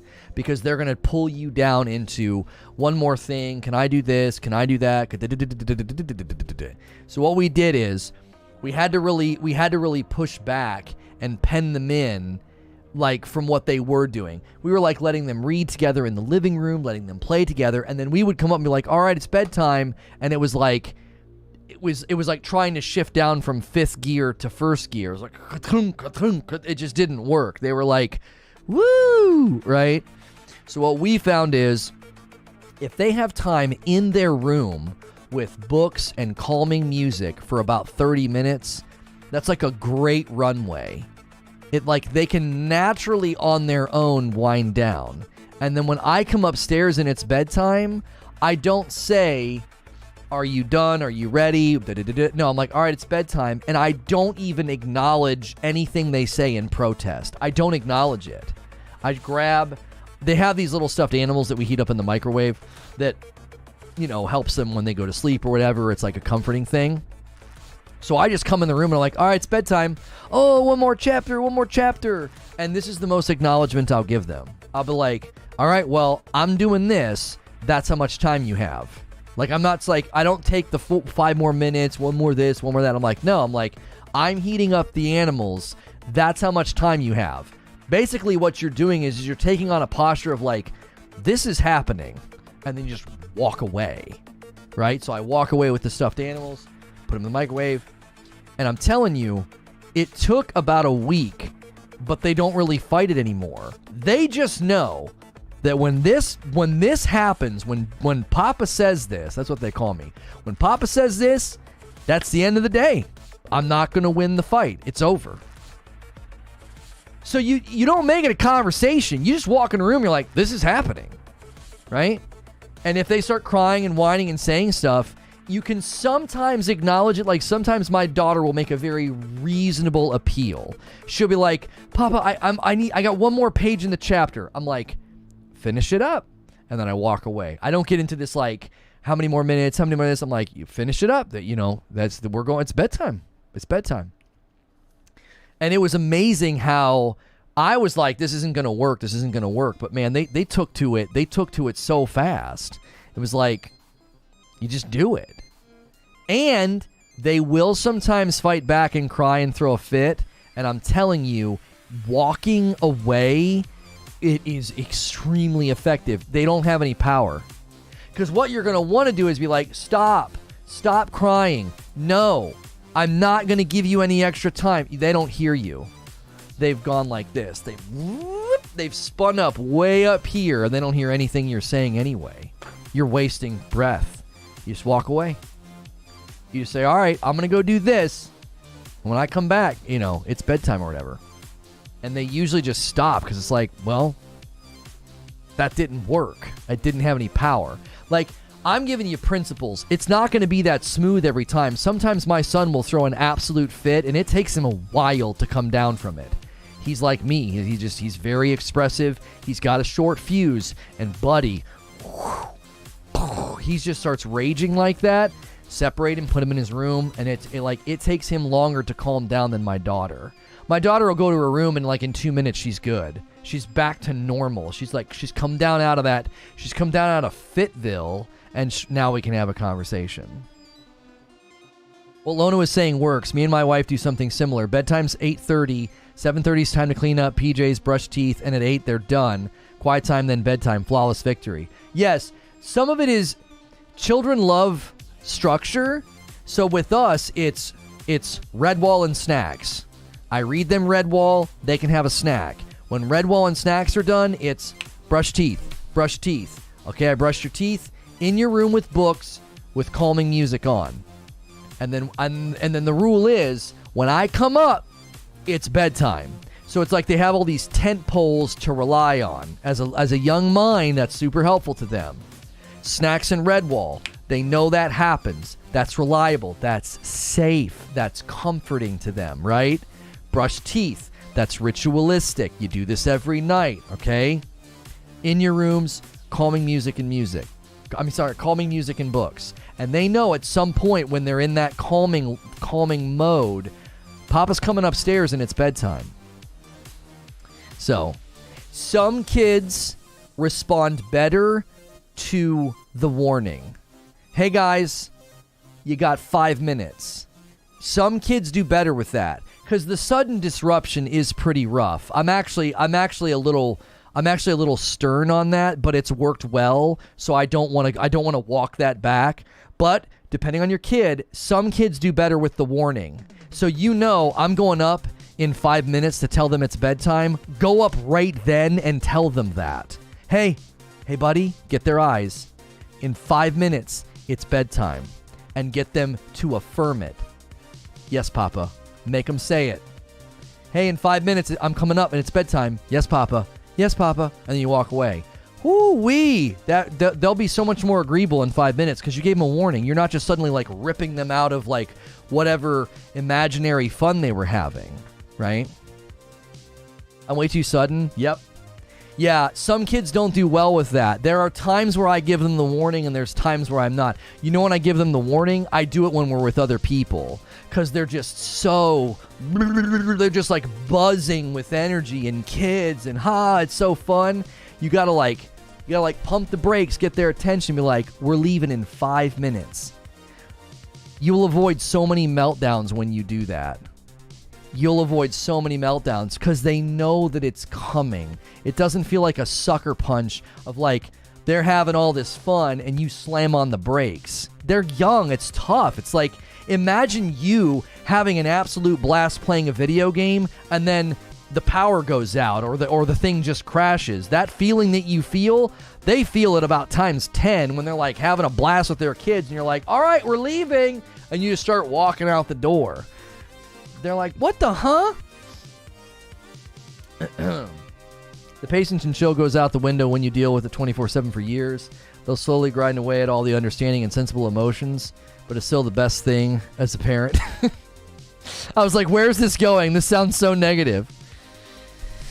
Zubair says something about his brother-in-law. My brother-in-law has an amazing trick he pulls with the 4-year-old nephew, who granted is 4, but he'll say, you get to choose. Do you want to do this in 5 minutes or in 10 minutes? It's the illusion of control. You have to be extremely careful with the illusion of control because it passively and subversively sends the message that you're a part of the decision-making and they're not. You have to be really careful. I know people that have used illusion of control and it starts to backfire on them. Because then the kid thinks every single thing is a committee meeting, every single thing is a barter. Right? Well, can I do this for 5 minutes and this for 5 minutes? That's 10 minutes. Like, can I do this? Can I do that? What about this? Can I do this? It's like, no. Put your shoes on. We're leaving. Like, you know what I'm saying? Because people are like, do you want to wear the blue shoes or the red shoes? And your kid will put their shoes on without fighting you. Yeah, and if you do that with their sandwich, if you do that with their shoes, if you do that at bedtime, eventually they're going to think that they're a part of the decision making. And oh my gosh, we ran into that and we stopped doing it. We stopped doing it. It was like, no, you're not a part of the decision making in this home. You're not in charge. There's no world where you're in charge of what's going on here. Nope. Mom and I are in charge. And when we tell you we're leaving and put your shoes on, you don't get any choice in the matter. Right? We're leaving. So, you got to be careful. The illusion of choice thing works. But, buddy, once they get a little smarter, that'll backfire on you so fast. How my 3.5-year-old wakes up at 2 o'clock each night. What can I do to stop it? So, same time every night. Is there anything possibly in the home that's making a sound at that point in time? The control's limited. Those are the choices he knows he can't negotiate. We'll see how it works in 5 years. He's still pretty young. It started to backfire on us when my son was 5. When he turned 5, he started to turn the tide on us, and he was like, this isn't working. He's too crafty. It also depends on how often you do it. If once a day you give them a choice at lunchtime because it just makes lunchtime go smoother, it's probably not going to backfire on you. But parents find something that works, and oftentimes they'll just keep doing it. And then before you know it, you're giving them a choice at breakfast, at lunch, at dinner. You're giving them a choice at bedtime. And before you know it, they're dictating most of the day, and you're just doing it to keep things smooth, to pacify them. It's tough. I deal with my youngest 11 with ADHD. Every day seems like a different challenge. Yeah, especially when they have like learning struggles. Yeah. Sounds REM sleep related. Yeah, it sounds like he's either having a break in his REM cycle at that exact time, or there's a sound. We figured that out with my son. Our neighbor would do something at the same time every morning, and it would wake him up, and he would come in. Well, now he just kind of does that in the morning. It developed into a habit. You know what I mean? Try to slow him down 30 minutes before sleep. I firmly believe in the runway. You have to give kids a runway to bedtime. You can't just be like, all right, it's bedtime, and they're like throwing pillows and toys at each other. No, my gosh, no. Try going to bed after playing like a really intense video game or something. It's extremely difficult. It's very, very difficult. You got to give them that runway. Just come up with a really good ritual that they will enjoy, and it helps significantly. My kids love Redwall. I do voices for all the characters. They absolutely love it. They love reading in their rooms with some calming music. Like, that ritual is something they enjoy, and it's calming them down. Like, they don't know it. Like, we kind of tell them, you need to calm down for bed. But, your kids sometimes pit you against each other. Yep. They'll come in the room, and they'll be like, they'll ask me a question, and I'm like, did you ask Mama? And they'll be like, yeah, she said no. And I'll be like, what are you coming to me for? I will straight up tell my kid, I'm like, we're a team. That's not going to work. Right? You got to send that message loud and clear. Because then they won't push on it. They're like the raptors in Jurassic Park. They're pushing on the fence. They're trying to find a weak point. Do you want to know why they're doing it? I think a lot of people misunderstand this. Kids are not pushing against boundaries because they want to break through, because they think that would be amazing. They're pushing against boundaries because it makes them feel safe. Like, they actually push against and test boundaries, and those boundaries make them feel safe. This is why when you let them push against a boundary, it leads to chaos and a frustrated child. It's not like you giving in suddenly makes them happier and, oh, wow, things are going so much better. No. It's worse. You're letting the raptors out of the cage. Like, it's destructive. It's hard in the moment. You're tired. I just want to go downstairs and watch a TV show with my wife, and you're sitting here asking me to do this thing, and I don't want to do this thing, and if I give in to do this thing, then you're going to think I'm going to do this thing every night. But if I do this thing, it's quicker to getting me downstairs, right? It's hard. It's really friggin' hard. But that boundary push, it makes them feel secure when the boundary doesn't budge. That's how my wife and I work. Did you already ask? Then that's your answer. That's it. Every time. What'd they say? What'd mama say? I know. I learned that real quick. What'd mama say? Well, she said no. There's your answer. I'm not changing the answer. They're doing it wrong. As a kid, I asked, did you ask mom or dad? I used to reply, yeah, they told me to ask you. Ooh, that's good. Moral of the story, chat. Just stay in your office and let your wife handle it. Absent parent does as much damage as helicopter parent. Gotta follow the middle path. Yeah. Oh, yeah.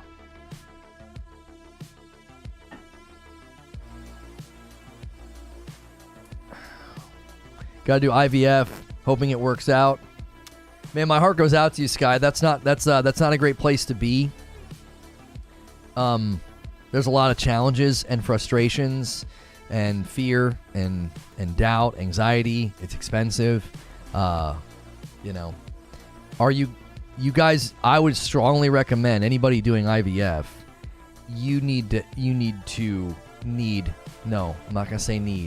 I would strongly encourage you to either already be in or look for some type of therapy or counseling, because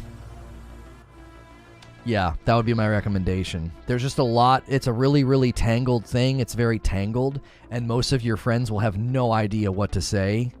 I would say I would get in front of it, because processing both the good or potential unpleasant emotions. You're going to counseling for that? Okay, good. Yeah, I knew people and have watched people from afar that have gone through that. And yeah, support system is huge, because hopefully you don't resent any of your friends, because they don't know what the frick to say, and they don't know what it feels like. They don't even have a grasp. I'm sure they've said, like, why don't you just adopt? I'm sure they've said all sort of canned answers because they're uncomfortable and they don't know what to say.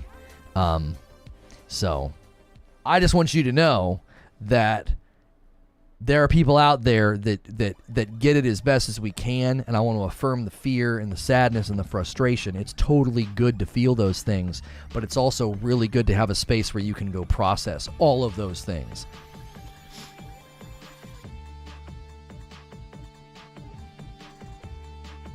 Trying to go to bed directly after watching Game of Thrones. Yeah. Yeah, you can't watch certain things before bed. Like when I was traveling, I was trying to watch Ozark, and I had to stop watching it. It made me too melancholy. It was too dark of a show. It was excellent, brilliantly directed, and brilliantly written, and I just couldn't do it.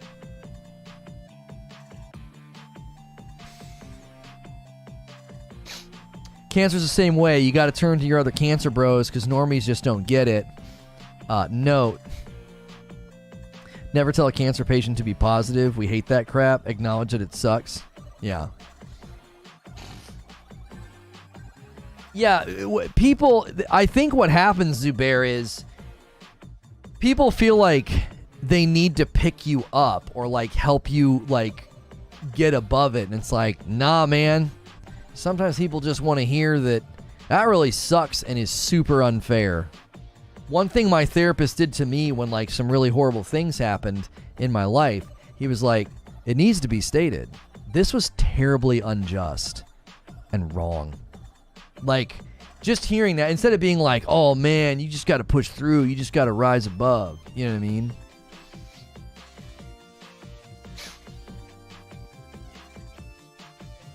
That's a great picture, Paul. It's hard for me to look at that. I don't know who I want to look at more. I don't know who I want to look at more, Momoa or Khaleesi.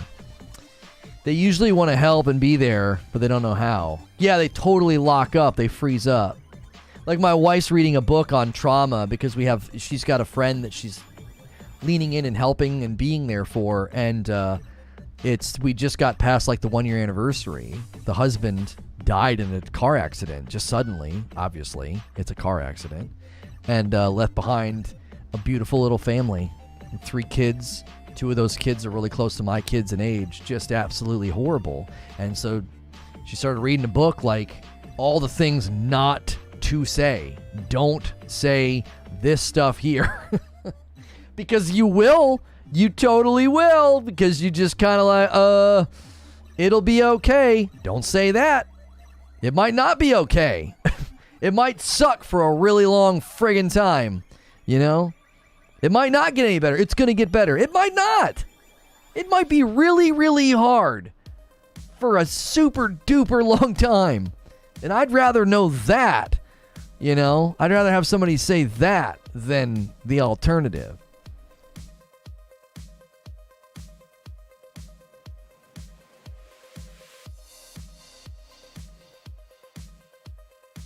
The it'll be okay is worse. Yep.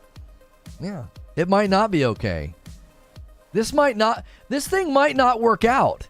And if it doesn't, it's going to be awful. And it's going to really suck and hurt. But you can get through it. You can. Getting through it doesn't mean that it's going to be okay and all candy and dandy. You know? But you can get through it. You can survive. And sometimes it means you end up stronger and better on the other side of it. Sometimes you end up limping for the rest of your life. That doesn't mean you can't have happiness or good things. It doesn't mean you can't have a good life. You just gotta deal with whatever your cards that you're dealt. You gotta deal with that limp, right? You can be happy and still turn around and acknowledge that you've got a limp. Like they're not juxtaposed. Yeah, what can I do to help? Yeah. That can be nice. Sometimes they don't want to ask for help, so it can be tough because they feel like they're going to become a burden on people. My wife continues to have to say that. You're not a burden. I want to help. I enjoy helping. What do you need? One of my best friends from college is terminal. It'll take a miracle for her to survive. We talk about it straight with each other. It's a service I can provide for her. What book is that with the $2 tip? Oh, shoot. I don't know. Sometimes you end up quite literally limping through life. Yeah, Talika. I actually thought of you when I said that. I was like, I hope this isn't triggering for her. Let me ask my wife, what's the book on trauma you're reading? I'm going to fair warn you, it might have religious aspects to it. It might. I don't know. I don't know what book it is.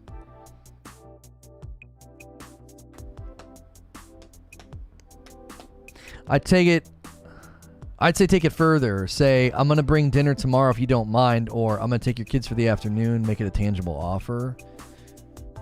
That's what my wife did the very first time, Zubair. She said, we're going to stay so that you can take a shower. That's literally how the friendship was born. She gave her like a human moment. It was like, we're going to stay so that you can take a shower. Like they were dropping some stuff off. So, yo, Danzatastic. Gifting 5 members. Look at that. Having a bit of a serious convo. Doesn't mean we can't have some members. Kelvin, Thunder, Dusk, Asian Slick Slayer, my man. 5th Canvas. All y'all grabbing those members. Make sure you get into the Discord.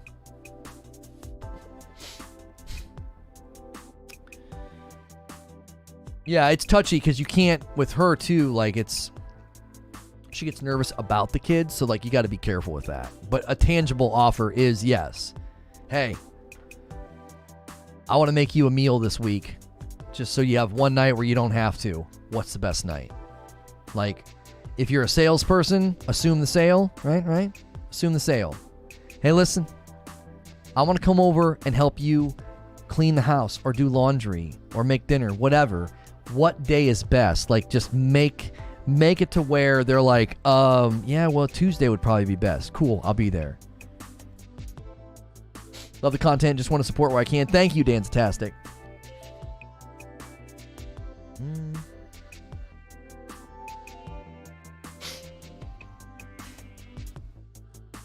This is a kind of a sneak peek into what member streams can be. Yeah, member streams can get a little serious and a little off the gaming topic. Sadly, Assassin's Creed Infinity, I think, is a great topic. We're just in a really weird spot on Fridays because of the Reforge Roundtable. The Reforge Roundtable starts at 3, and I don't want to go to a Gotham Night stream for like less than an hour. So it's like, you know what I mean?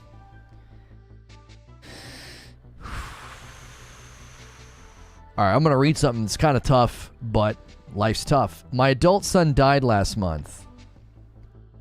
So in limping mode here, listening to chat helps me make the day go by. That sucks. I'm sorry. I don't the parents burying their kids thing is tough, man. It is. So yeah. If you're limping, then that's a good sign, right? You're not on the ground, you know? That's got to be hard to get back up from. You were raised in a cult, you have severe religious trauma. You were raised like in an actual cult? I would understand why that would give you a lot of trauma. Like an actual legitimate scary like crazy town cult.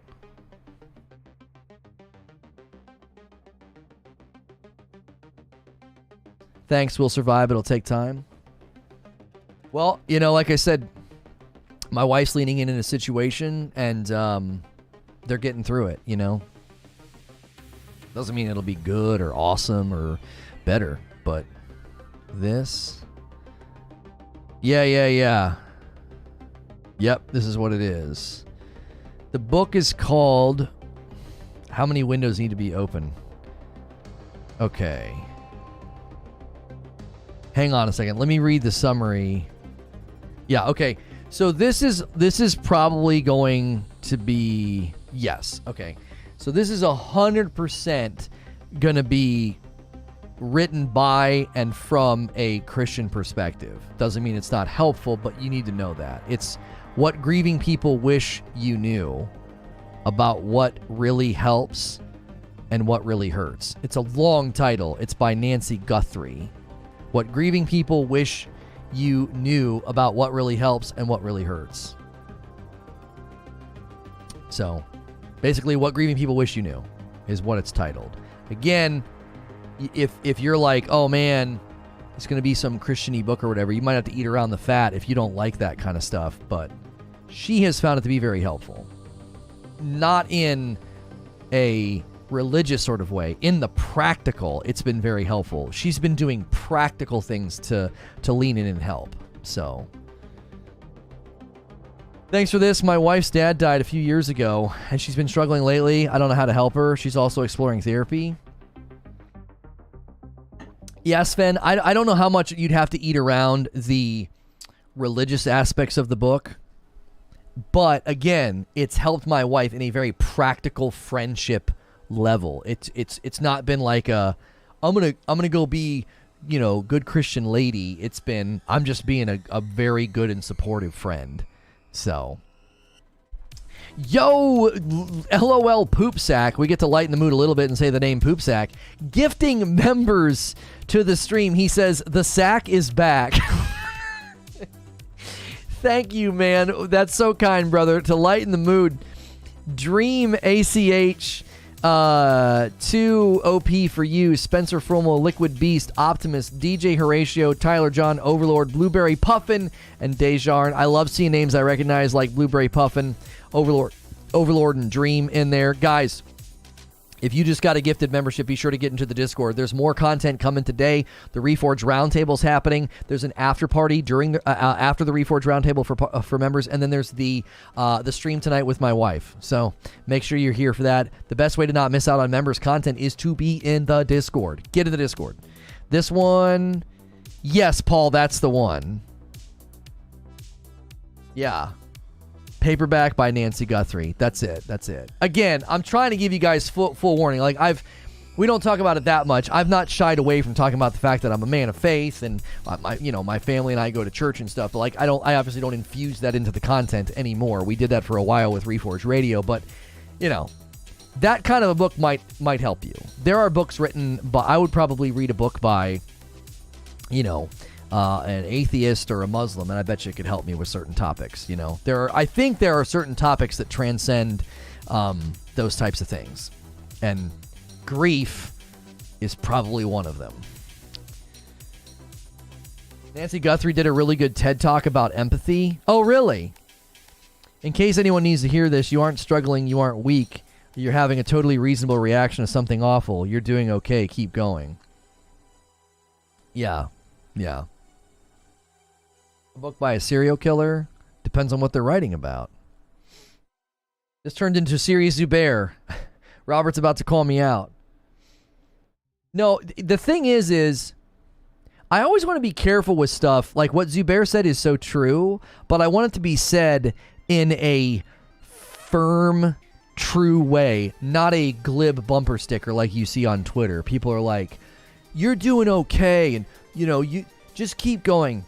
You're great. You're special. Shut up. Like, you know what I'm saying? I don't want it to sound like that. Like what he's saying is true.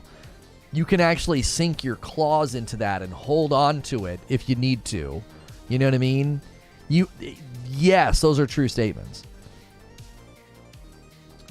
A lot of good humanity in religion. A lot of that's universal. That's not where we disagree. Yeah, and that's why I think you could probably read a book like that about grief and probably get a lot from it. Insomniac Black with a $5 tip. I'm an atheist, but I don't mind reading books from other perspectives. I actually enjoy it. Thanks for the heads up. Well, I'm glad you still support me, even after you learn that we're so different. Show is in Group DM. Please approve. Looks... What the frick game is that on the far right? What game is that?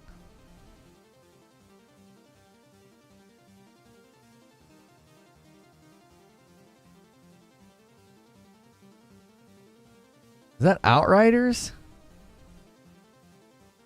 What are we talking about? I don't care. What are we talking about with Outriders?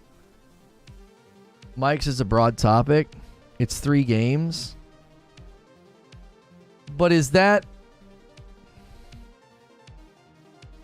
No. I thought I recognized that. No. Get that off of there. It's a guy from Destiny.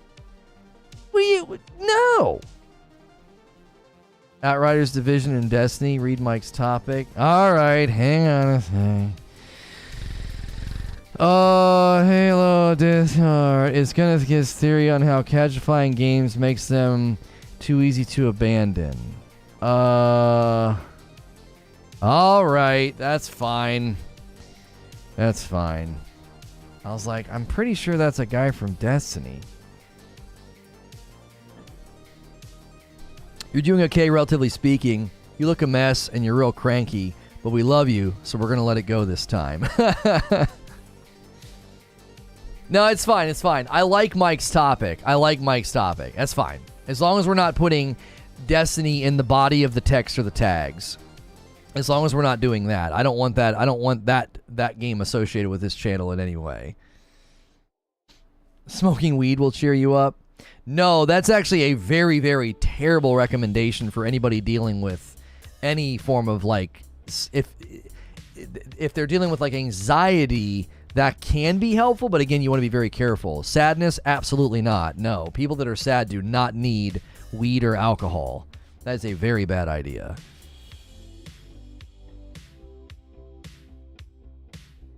You guys like to make me work on these thumbs. You do. Creature does a great job with the Reforge Roundtable thumbnails. I I do all of the other thumbnails on gaming, but he does the roundtable. So he set up the template for the thumbnail. So yeah, weed is bad for depression long term. Yeah, you might like if somebody is absolutely frazzled and fried, it might be able to like get him off the ledge. But you can't be doing that as a way of treatment. That would be terrible.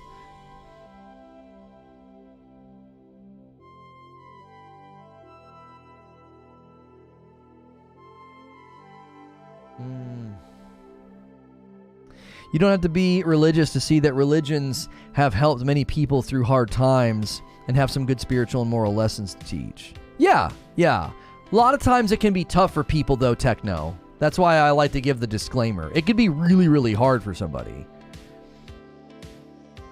I softly disagree. If it's real bad, it's okay to help get through the day, but if all it's doing is postponing you dealing with the pain.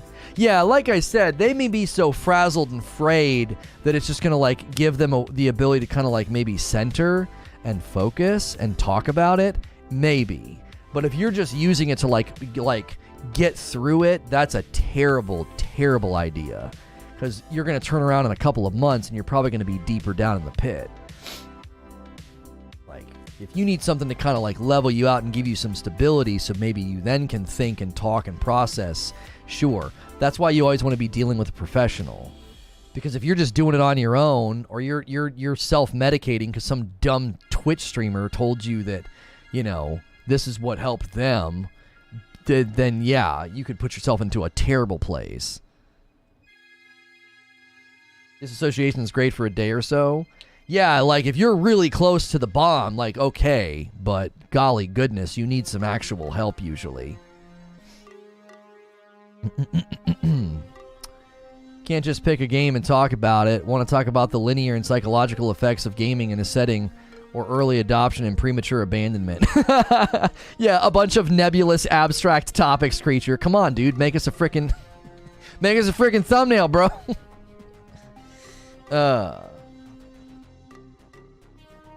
Cannabis has been therapeutic for me and my buddies after war, processing the benefits. Yeah, I'm looking into it. According to what you guys said yesterday, I think we might have been in the member stream. There's some of that CBD stuff that you guys were recommending. I can get it locally, and I did research, and it has been found to actually help with blood pressure. So I'm going to run it by my cardiologist and look into it. Because I'm already on medication for my blood pressure. I need to make sure there's not going to be like a weird conflict. Like, oh no, you can't do that. You're on amlodipine. You're on metropolol. Yeah, you can't do that. Or like, oh no, that'd be totally fine. You know what I mean? I'm gonna run it by my cardiologist first. Because I definitely would have liked it yesterday. I got all wound up about. I don't know what it was.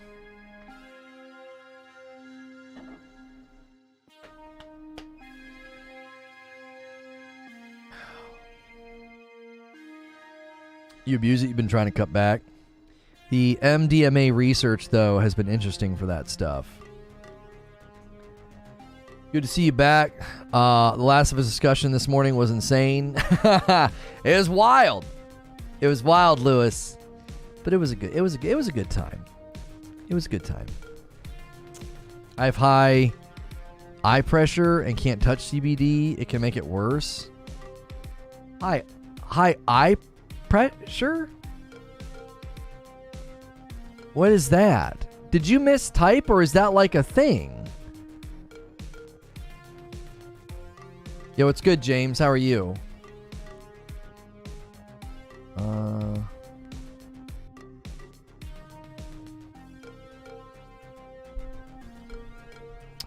My rehab sponsor told me that substance abuse doesn't remove pain, it defers it until later. And the more you defer, the more you'll have to deal with once the payment's due. Eye pressure is a thing, 100%.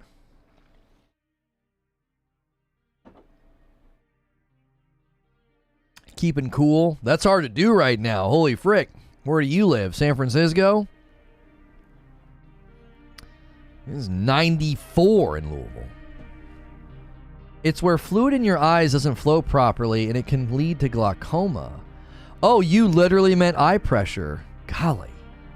Every once in a while, like if allergies get bad, I'll feel that like almost like eyeball pressure headache thing. Oof, that I do not envy that at all. Yeah, 75 where Sven is. Screw you, Sven. Overcast in Washington. It's 94. 94 where I live. Louisville, Kentucky.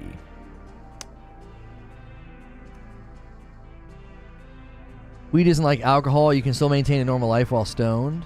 Well, I don't think anybody was disputing that, though, Frost. It's the idea of, like, if someone's dealing with sadness and depression, it's not a good solution long term. It could help somebody get through a super rough week, but after that, they need to face it. They can't do that long term. It'll make them worse. Yeah, if Stranger Things was British, yeah, bit odd, isn't it? I love that. That is, how many times? 657,000 likes. What is that? 778,000 retweets. That tweet did numbers. That tweet did numbers. Bit odd, isn't it? So good. No Context Brits is the No Context Brits is the Twitter account. They're nearing 1 million followers. That's good.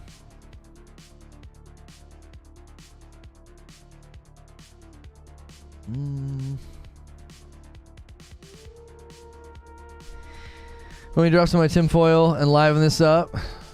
I mean, I don't know how far out in the field you're getting. Took me over an hour. Oh, it took you an hour to do that level in Power Wash Simulator? Wow. It's cool looking, though. Can you pause and come back, Sven?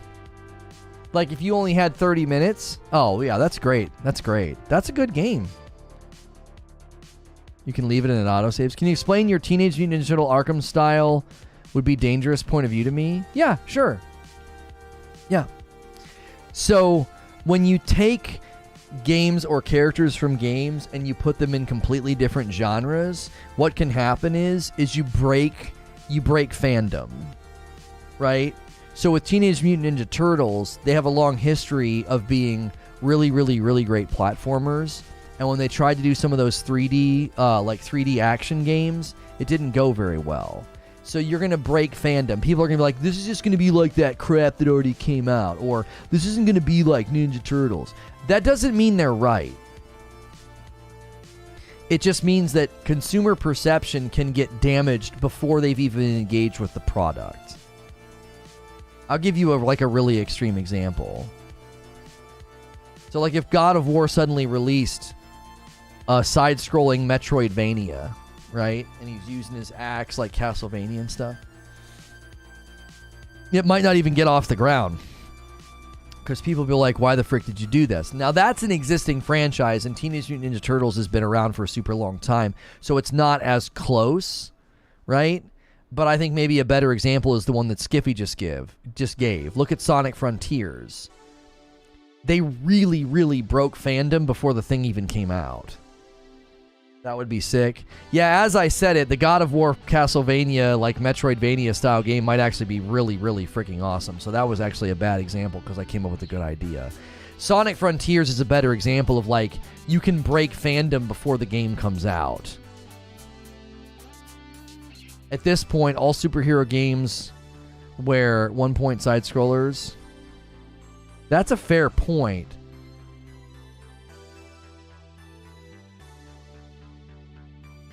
It could be also that they just need to be, like Teenage Mutant Ninja Turtles needs to be like maybe potentially like inherently co-op, and that might be kind of tough to do.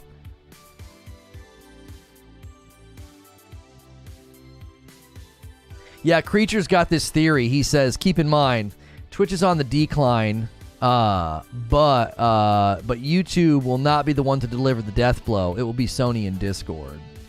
Yeah, there's a theory getting cooked up that Sony's investment in Discord is because they want to launch some kind of streaming platform.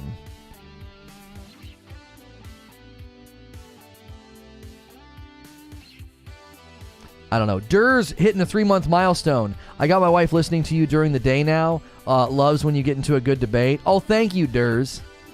I'm glad your wife enjoys it. I'm glad your wife enjoys the time that she spends with me.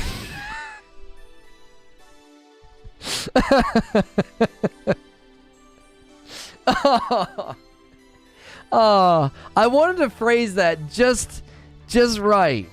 Like, just right to make it like, wait a minute, hey.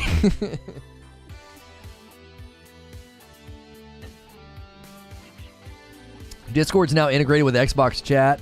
Kind of. It's not a full integration. He unsubs. Yeah, that's it. That's the end of that. It's not full integration. It's like it lets you transfer the call. You know? It's kind of weird how they have you do it. Lono, even I got jealous hearing that. Sony drops 100 mil and gets voice. And Xbox gets voice before PS. Yeah, Creature thinks they're working on something big. Dur says, bro. My understanding is that Sony is working on a full-featured app. Yeah. I think Sony's going to get, like, full integrated app. There's a theory that... The guy's theory wasn't bad. He was pointing at some other things that have happened, and he was like, he thinks Sony and Discord are cooking something up. Stream app would be bigger than 100 million. I don't know. Yeah, like, it's there, Sven. It's there, but it's not, like, fully integrated, right? Like, you have to use... I'm not knocking it. It's a very cool feature. It just isn't fully integrated. You're not, like, opening up a Discord app on Xbox, seeing your friends and your servers and your messages. It's like you're throwing the call over there. You know what I mean? It's like a Discord feature to me more than like an app. Like, if it was a fully integrated app, you'd be like, open it up and check your servers, start voice calls, etc. It's basically a party chat with the Discord as the backbone. It's really weird how they did it. That's how you want Discord on a console?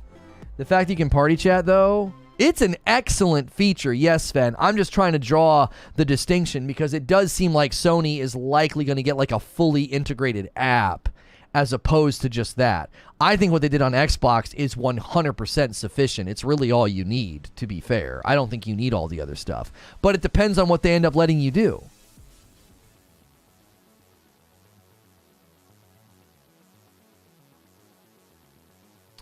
You create groups, and the group currently has a text thread and a voice channel to hop into. It's very close. It's a very, very good integrated feature. It's just not like a fully integrated app. I'm not trying to be like pedantic or like slam Xbox. Like, I think it's great. I think the Xbox overlay in the software is one of the reasons why it looks so good and runs so well. Like, I think it's great. It just, I think there will be a distinct difference between what Sony ends up getting and what Microsoft just got. They did not pay $100 million towards Discord. You think Sony will buy Ubi? Yeah, I think Ubi is canceling stuff right now and delaying stuff because I think they're already doing what Sony's telling them to do, I think. Oh, you're talking about Sony's PS5 party system currently. It's very much Discord Lite. Oh, I see what you're saying. Since we're just chilling anyway, how goes the community game night work? I just re-downloaded Fall Guys and I really want to join next week. Mike, just be here and make sure you're in the Discord too so you get the ping when we go live. We had a great turnout last time. We did. We had a great turnout last time. And honestly, I bet you we will probably have about the same. We need 60 people for a full game of Fall Guys. We had 50 was the max. If you get down into the 20s and 30s, there's specific like really fun game modes you can't do when you have 50 to 60 people. So even if we have a lighter turnout, we're still going to have a blast. I would prefer to have it be so full that like the tier 2 members get in first and get to kind of cash in on their benefits of being tier 2.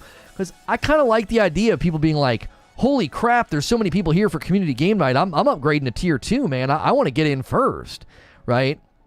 We haven't really needed to, the tier 2s haven't really needed that yet. Yet. I'm hoping that like Friday nights can turn into like a really popular thing with you guys, not like popular on YouTube. I just want it to be popular with our community.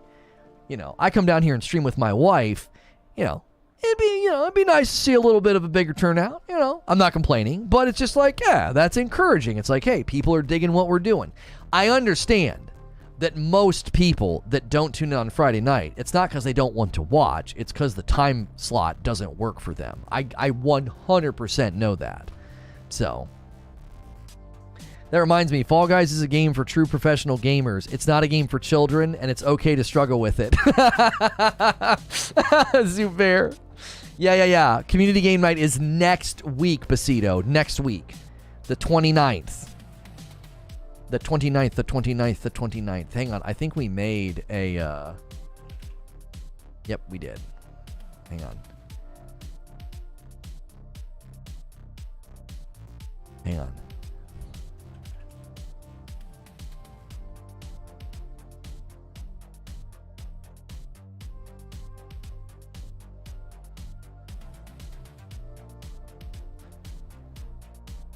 There we go.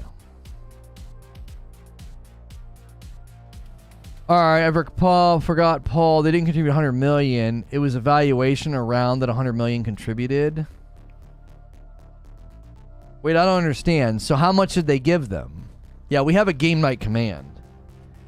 I just updated it.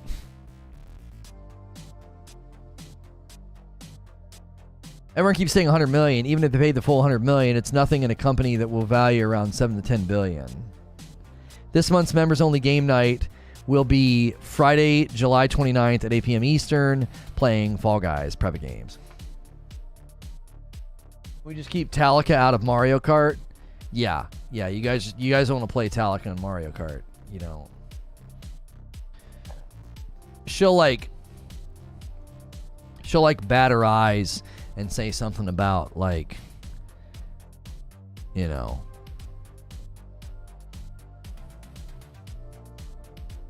I'm not very good at this game. You didn't mention any of this in your assessment. Either leads me to believe either didn't think of this or you were shilling for Sony. And if there's any spelling mistakes in my tweet, so be it. I was diagnosed with dyslexia at 11 years old. Your diagnosis doesn't mean you can be a dick.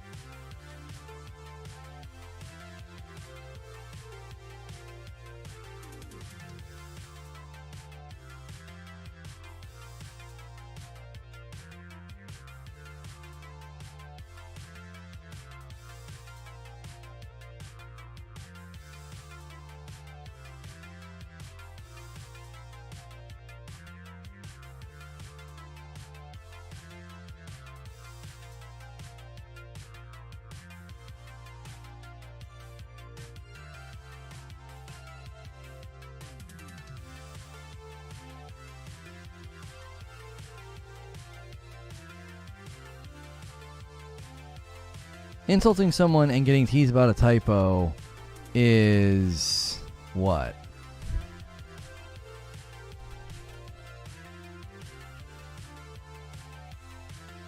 It's a total fair trade. Grow up.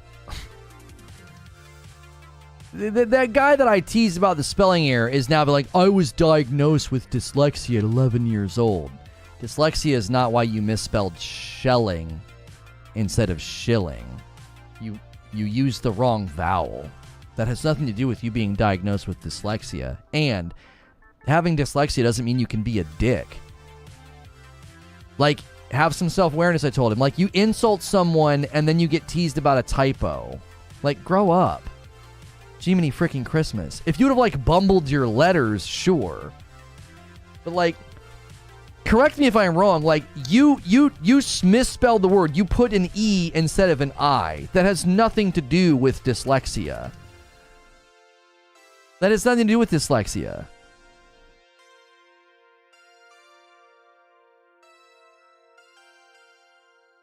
People who live in dyslexia houses shouldn't throw written insults.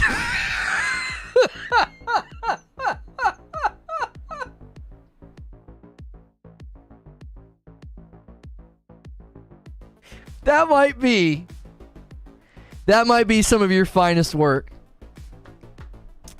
That might be some of your finest work, Zubair. That's excellent.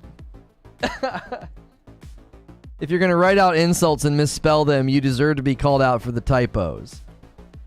Being teased about a typo is so pedestrian. It's so minor. It's so lighthearted. Like, you're telling me I'm shilling. You're telling me I'm basically lacking in integrity and character. I'm just defending and shilling for some company, and I tease you about a typo, and you're going to clutch your pearls? Like, have some self-awareness. Are you going to try out Bungie's new IPs when they come out? No. I don't have any interest in promoting or playing their games. I don't like them as a company. All of their public-facing employees are... I can't do it. I could never, ever cover or give their games the time of day. I can't do it. I'm here all week, folks. Remember to tip your waitstaff. Lono mispronounces unmitigable all the time, and we're still here. Yeah, that's right. Unmitigatable. Unmitigable. It's not unmitigatable. It's unmitigable. It's unmitigable. There's no T. It's not unmitigatable. It's unmitigable. That's it.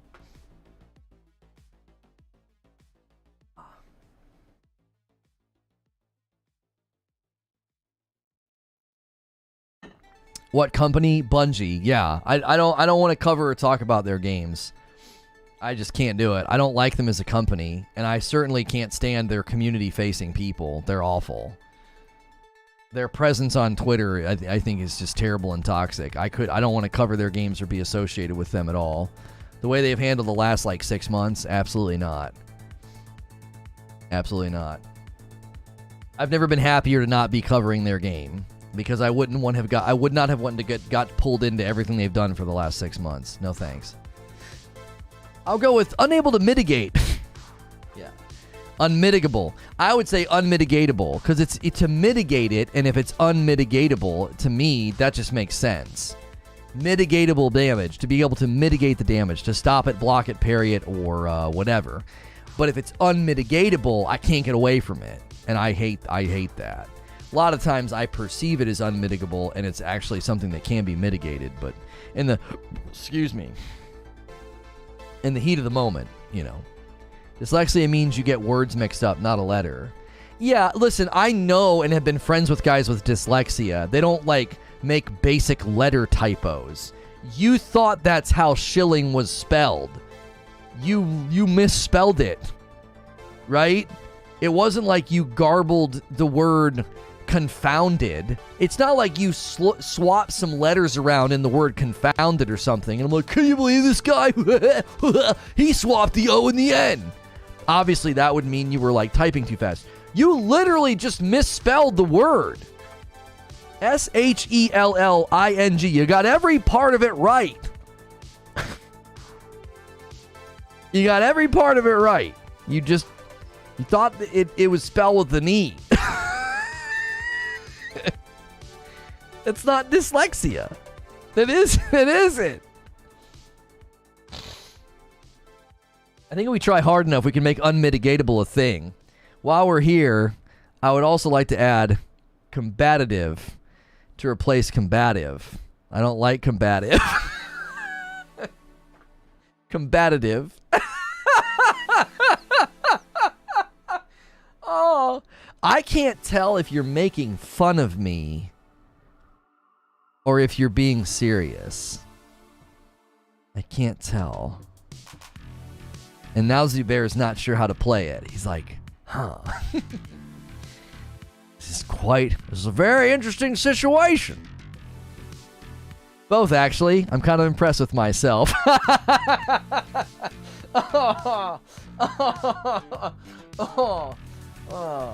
Just make up words day? Yeah, like aluminium. YouTube chat has spelling errors shown so you can correct them, unless he spelled a different word right. It's ridiculous, yet I secretly have the same desire. Combative? He has a combative spirit.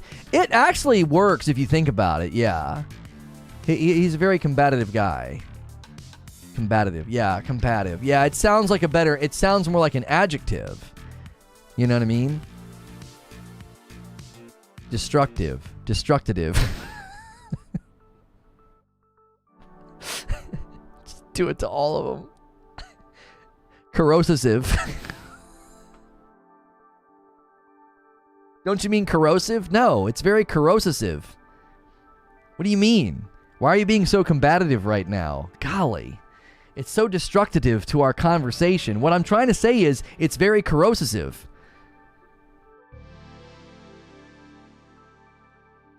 I did it. I used all of them. Oh, I'm so pleased with myself. You're not being very productive. Guys, just stop. This isn't very productive. Gee, that's a great skit. That's a skit. That's totally a skit. A guy says that, and someone's like, "Wait, what? Don't you mean combative?" Oh, that's good. That's so good. This isn't very productive. Stop being so disruptive to the conversation. Oh, yeah. Oh, that's so good. That's an SNL skit right there. That's so good. That's like, it's kind of like the teacher mispronouncing all the kids' names, you know, Key and Peele. It's kind of like that. But you'd have like a guy running a meeting, you know, and he would say, we really want to see a less combative spirit here. And someone's like, yeah, do you mean combative? No. I mean combative. Right now you're being disruptive.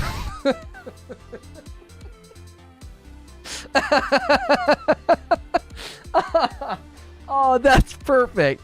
That'd be really funny. Maybe just to us, but I don't care. I think it's funny. Oh man. Intuitive. Yeah. Well, you got to be careful with intuitive. You got to be careful with some of them because it might sound like you're just making fun of somebody with a stutter. That kind of sounds like a stutter. Intuitive. SNL should have borrowed that skit from Key and Peele, do their own spin on it just for laughs. Well, you got to be careful because they'll just get accused of stealing, copying, or whatever.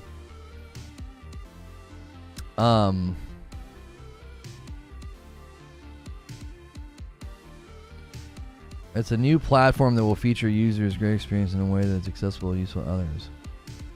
Or some pre-launch invitation or trending and more user Instagram comments or Instagram being considered. Please confirm it here.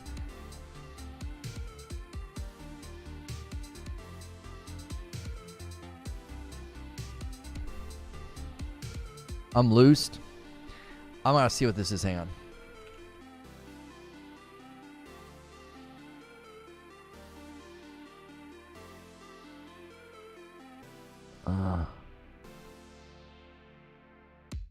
I don't even know what that is. Okay. Let's not act like Key and Peele didn't take from Dave. Yeah. I like the one where the zombies. I like the one where the zombies won't eat them. I like that one. Stupider? Yeah, more stupider. Mm-hmm.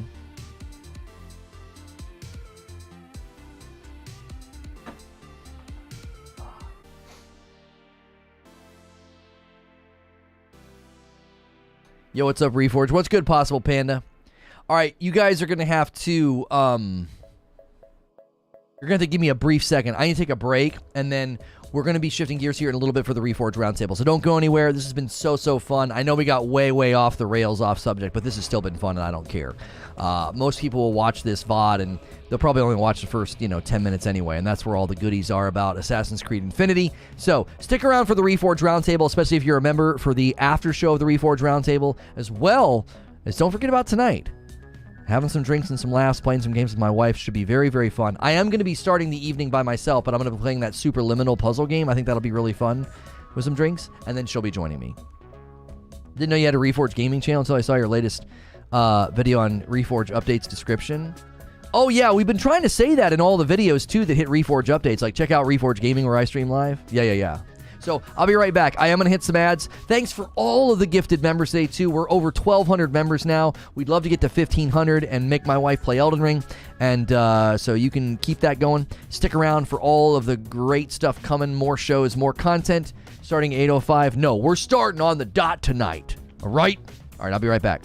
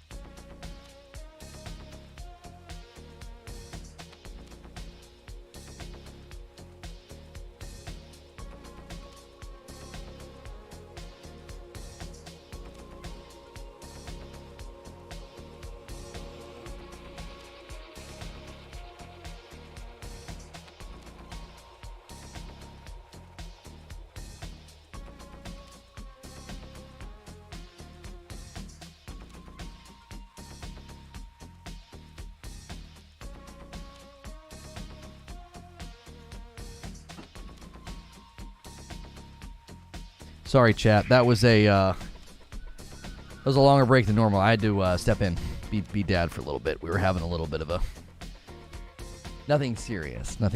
Just trying to help my daughter. She's having a hard time with something. Having a hard day. Epic Boss says NFT games won't be banned on the Epic Games Store.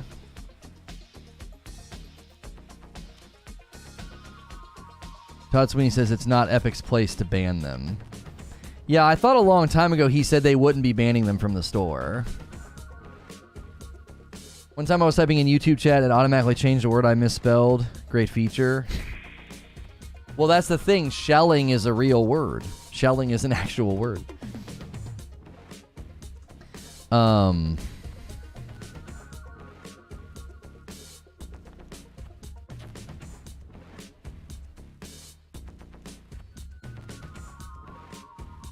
Five of us held down the chat while you were gone. Thank you. He said blockchain games. Well, what would be a blockchain game that wouldn't... Oh, it automatically changed the word I misspelled. Great feature. Read it slower. Lord Bacon Taco, have you been here when I've explained that? I automatically correct typos when I read. Like, it's just a thing I do now. So I didn't even register that you had misspelled something on purpose. I missed the joke because I instinctively just do that. I just automatically correct spelling mistakes all the time. So I totally missed your joke. Magic. Okay. Fat fingers are welcome here. Not many, though. That's right.